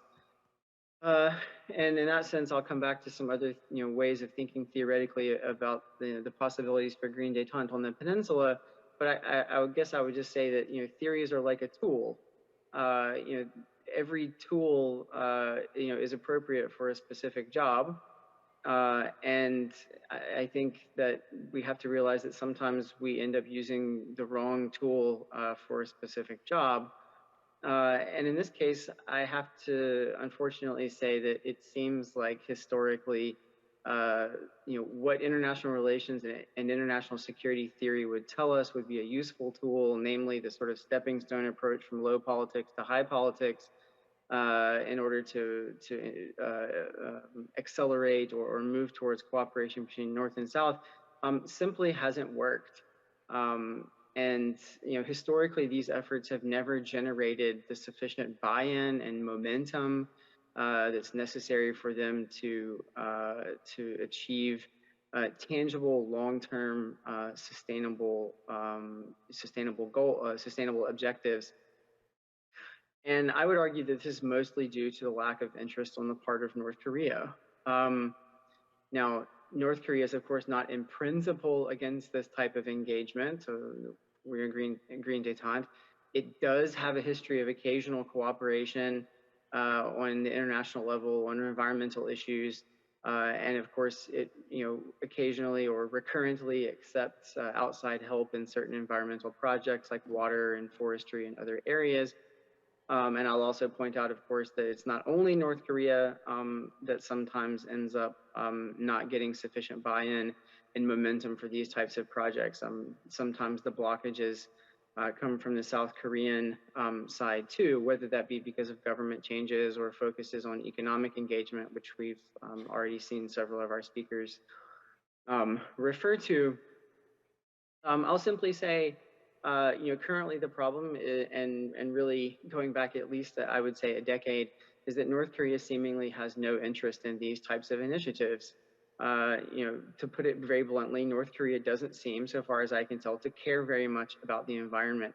Perhaps they should care, and normatively we might like them to care, but the fact is it doesn't seem like this is a very high priority for the Kim regime. So that's one problem. The second is institutional structures for supporting green détente with North Korea are very, very difficult to set up because of North Korea's disinterest, because sometimes South Korea's skepticism, and that of the US, to be bluntly honest as well. And in some measure, of course, international sanctions. That also makes it complicated. And then in the third place, at least again in the current situation, we have North Korea shut down because of COVID. And so, looking at the, in particular, one of the speakers for whom I'm supposed to respond, Mr. Shirouchi, his presentation, refers to North Korea's active participation in international affairs as a precondition for green détente. And I think that it's just very hard to imagine how this could be realized. I would also argue, another way to think about this is that we could imagine, the international community, other states, and international organizations becoming a part of such, project planning for green détente. So that might help North Korea to embrace green détente anymore. But here we have a classic chicken and egg problem, insofar as it's hard to motivate enthusiasm internationally for green détente if North Korea seems uninterested. So I guess I'll just make three last little points, sort of by wrapping up. The first of which is, I'm a little confused from some of the presentations about exactly what it is that green détente is supposed to do. It sounds like in some cases, I'm seeing it referred to as something that should follow from an improvement in political conditions between the North and the South. But then in other respects, I hear it referred to as the condition for improvement in political relations between the North and South. And I think, in point of fact, that's precisely one of the chicken and egg problems that I'm talking about. In some ways, you can't move North Korea, at least in the current environment and in the current configuration, on these types of low politics issues, because that's not what they're interested in. And on the other hand, you can't get them interested in that because the relations are so bad. So I think we're sort of blocked in this regard. I also heard at one point, one of the speakers referred to separating green détente from political issues, and I guess I would just push back on that and argue that that can't happen, and it won't happen because détente of all varieties, whether they be green or otherwise, are inherently political. And there's a part of me that, frankly speaking, wonders if perhaps we don't end up compromising something on the green politics, or on the green side of things, the environmental side of things, by associating it with the political situation on the peninsula. It's almost the reverse of greenwashing. Instead of using something that's green in order to make something better, it seems like we're making green and environmental activism polluted in some ways by dirtying it with the North-South inter-Korean political struggle. I guess I'll finish simply by saying I don't have any suggestions and solutions that can make anything better.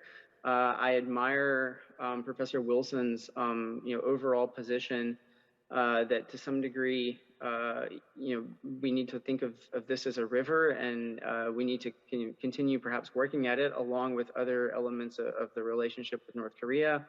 Green détente shouldn't be abandoned, perhaps, but I think we have to be realistic that the time frame for this is extraordinarily long, and therefore the prospects for it, I think, are not very good. But to some degree, that perhaps is all we have. And I'll simply say, again, Professor Wilson referred to, mutual understanding. And of course, I agree with that. We need that. And he very astutely pointed out that we need not only to think about mutual understanding in terms of, get North Korea to understand what we want here in South Korea or the United States or other countries. But of course, also we need to understand what they want. And of course, as he put it also, we need to understand what they want. We need to understand what they understand of us as well. So I agree. I think that that's important. I just think for the moment, the thing that we really must understand is the fact that on their side, North Korea is uninterested in this. And how one goes about leading the horse to water and having him drink is a separate question, to which I don't think that any of us here have any good ideas, unfortunately. And with that, I will conclude. So thank you very much for listening. I appreciate it. 네, 고맙습니다. 예, 굉장히 가능성. Thank you very much. You appear to be saying that this is something that is pretty probable, but in the end, I don't think your picture is not that bright. When it comes to green détente, maybe just because we're saying that it's a green détente, that doesn't mean that it's unrelated to the political dimension. So we need to have some endeavors on the part of the political front, but North Korea doesn't seem to be all that interested in this idea. Maybe it is very difficult to motivate North Korea to take part in this. I believe that Professor Wilson got many votes because the discussant mentioned many of the points that you yourself made in your presentation. On the 15th of November, At the George Mason University, Korea, the DMZ Global Forum for Young Leaders took place, and the summary will be presented by Dr. Moon.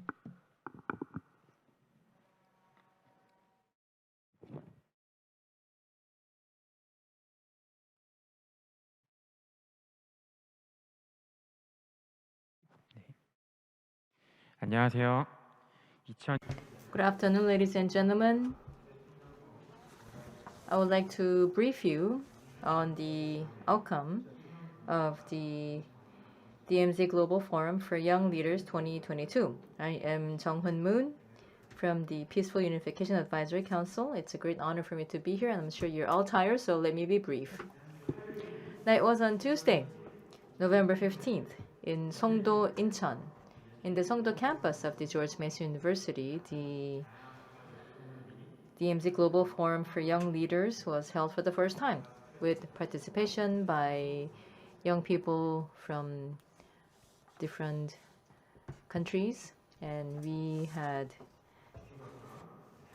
2 sessions. So as you can see, young people from different countries and different age, and it was a valuable time for us to share our thoughts on the DMZ.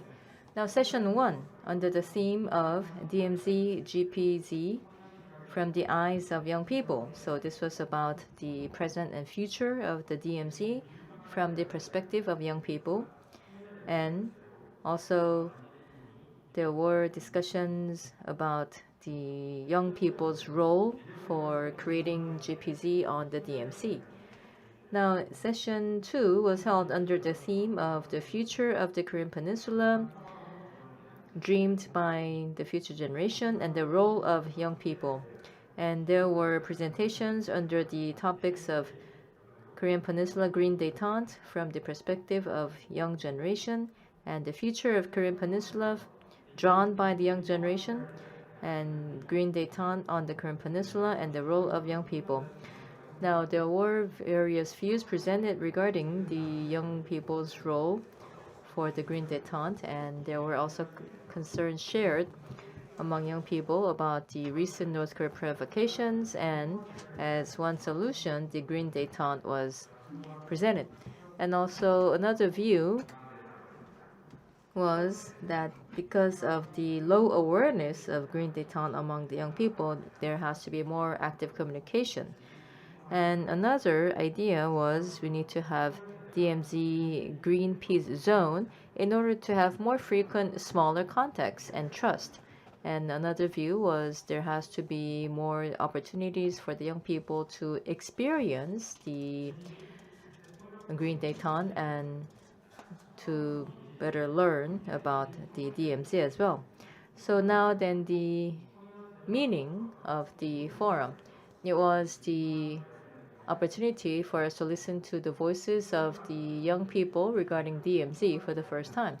And it was also a chance for us to listen to the views of young people as well as non-Koreans regarding the Green Peace Zone in the DMZ. And it was also successful in stoking interest among the young people. But then, given that they are non-experts, the discussion focused mostly on the DMZ. Now, the Green Detente is to create the foundation for unification by easing tension on the Korean Peninsula through environmental and ecological cooperation. The areas of cooperation could include African swine fever and forest pest control, and this would also be helpful in improving the lives of the border residents, and this would also be more doable than political cooperation. So there have to be the separate understanding between Green Detente and the DMZ Green Peace Zone. Now, recently, the geopolitical risks are rising, the Russia-Ukraine war and also the conflicts over the Taiwanese Strait, and they are also affecting the environment surrounding the Korean Peninsula as well. Now, from my organization, we have also had a survey regarding the need for unification, and the lowest response came from the 30s, followed by those in their 20s. Now, when the confrontation, if the confrontation continues, then those who would suffer the most would be the young generation. But then, ironically, they're also the least interested. So we need to have a change in their perception that the without cooperation between the two Koreas and cooperation in ecological and environmental issues, then it would be difficult for us to maintain peaceful lives. So we need to keep providing opportunities for the young people to take the leadership in the DMZ cooperation as well. And the role of young people for the DMZ Green Peace Zone, one way is for the university students or the graduate students to actively get involved in realizing Green Detente, and also for the young generation to design the DMZ, and for the young people to have a sense of challenge and muster their imagination and creativity to participate in the creation of the DMZ. Now, there is a word of how for a chick to hatch from its egg. The chick and the mother hen have to peck from inside and outside, so there has to be cooperation. So we also need to make sure that on one hand, the young generation will be able to gain better understanding, and we also need to provide support for them to get more involved through their creativity and imagination. And by doing so, we can create a new future for the Korean Peninsula. So by pecking from inside and outside of the egg, then we will be able to enable the young generation to also make contribution to creating the Green Peace Zone on the Korean Peninsula and eventually toward unification. Thank you very much. So that was Mr. Moon Jung-hoon from the Peaceful Unification Advisory Council. Thank you very much for the very awesome presentation. And thank you very much for waiting so long to make the presentation. So yes, the DMZ, so the design by the MZ generation. So great idea. Thank you very much for that. And also to Dr. Na, there were a couple of questions.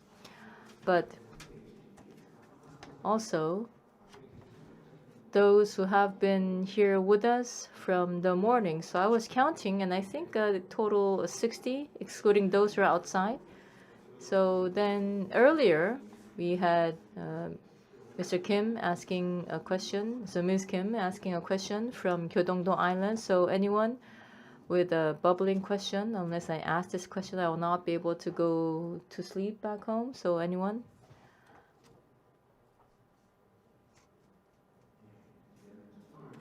Okay, I see. Perhaps you now have no energy left to even lift your hand. Okay, then, the important topic for today. So the Green Peace Zone and the DMZ. So now then, Professor Song asked a couple of questions to Dr. Na earlier. So then if you could briefly respond to those questions in about a minute or two. Thank you. So thank you very much for the good questions. Thank you very much for the excellent food for thought. Now, the moderator also said that he looked forward to my answers, and if I were to give you the answers, wouldn't that be great? But fortunately, now Dr. Park, he actually gave me good ideas. Don't be overly ambitious, meaning don't be overly expectant. Anyway, so let me be brief. Now, the reasons why they fell through was perhaps there was lack of sincerity from both sides, so lack of seriousness from both sides. So perhaps they were more politically motivated. So rather than being realistic, they were more rhetoric.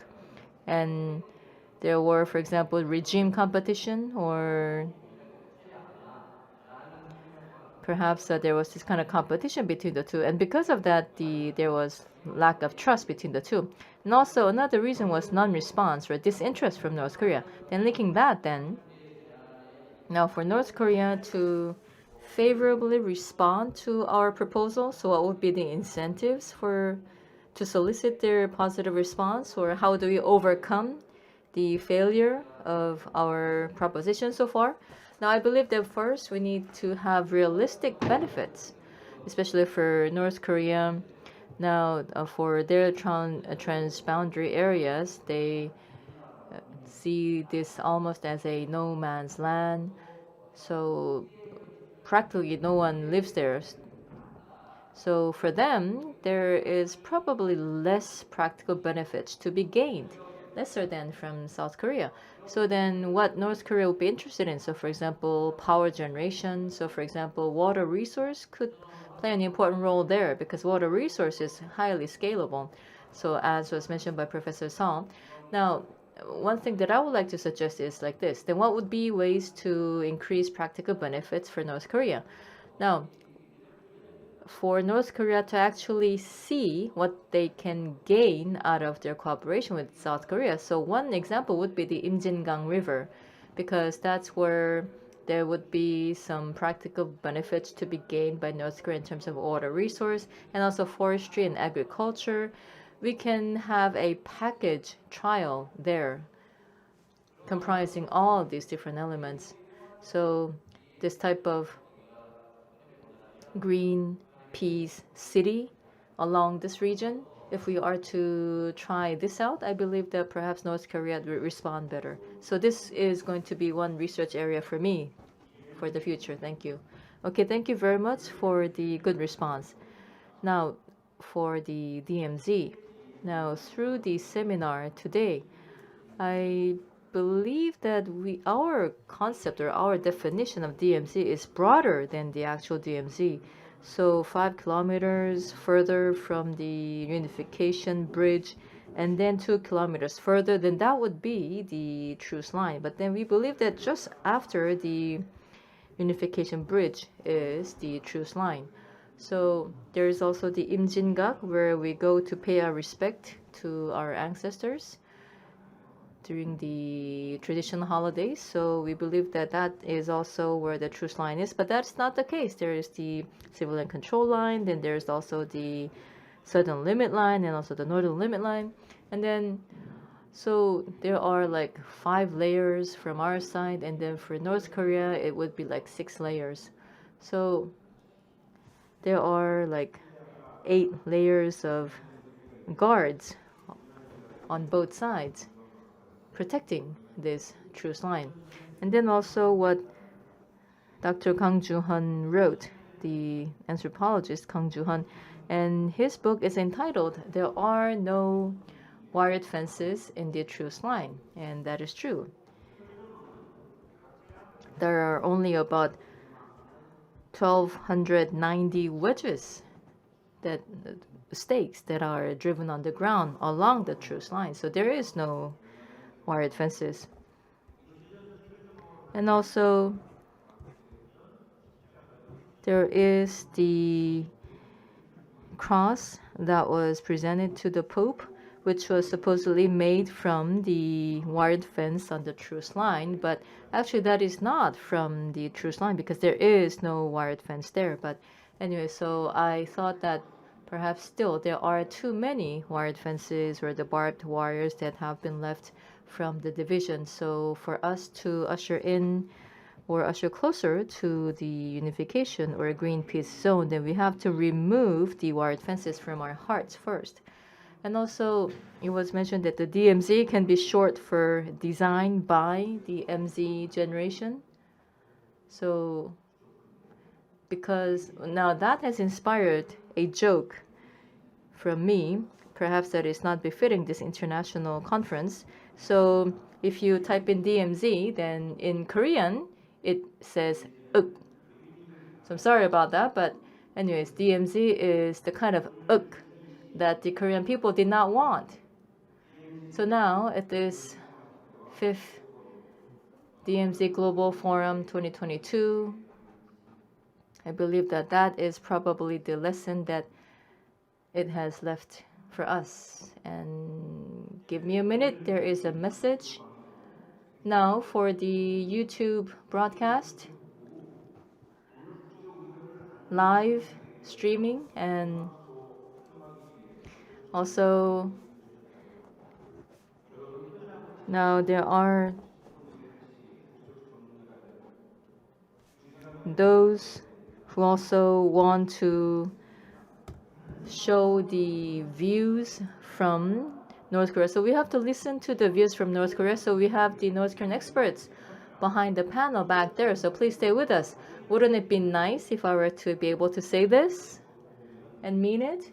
So what I meant to say is that I also hope that we could have participation from North Korea as well, because that would enrich our discussion and lead to more doable actions. So we were supposed to close at 6:10, but with the authority given to me as a moderator, I will close 5 minutes earlier. I would like to thank all the participants, the students, and also the enthusiastic participants, and also Mr. Moon, sitting at the far end. Thank you very much for your excellent presentation. So I would like to thank all the presenters and the discussants, and also the two interpreters at the back. Let us also thank them as well. And again, let me hand over back to the MC, who's been with us throughout the day. Thank you. 고맙습니다. Ladies and gentlemen, a big round of applause to the moderator of the third session. Thank you so much. The third session was about the tasks and strategies from the GPZ to Green Detente between South and North Korea. A number of experts share their opinions about the approaches to take to make it happen, the building of the GPZ, and at the same time, we were able to hear the summary of the discussions at the DMZ Global Forum for Young Leaders 2022, which made the third session all the more meaningful for us. With this, the Green Peace Zone DMZ Global Forum 2022 is almost at the end of its program. For such long hours, a number of participants joined us both offline and online. I am sure that the forum provided you with opportunities to understand about the need for pursuing ZPG and Green Detente between the two Koreas. I hope that our discussions today were useful and helpful for all of you. If any of you missed certain sessions of today's program, you can always access the web TV of the Unification Ministry to be able to watch the replays of the sessions. And we are still doing an online viewing event, and the winners will be announced on the 25th of November. And after all of the program, I would like to ask all of the speakers and discussants to move to the VIP room. And I ask all the participants to fill out the survey forms so that you can take some small souvenirs that we prepared for you. And for those of you who are going to use shuttle buses, please follow our guides, our staffs who are on standby right outside, and please make sure that you return your translation receivers to the registration desk. Once again, I would like to thank everyone for joining us today. We've had such a passionate day today. I hope that you will enjoy your evening time. Thank you.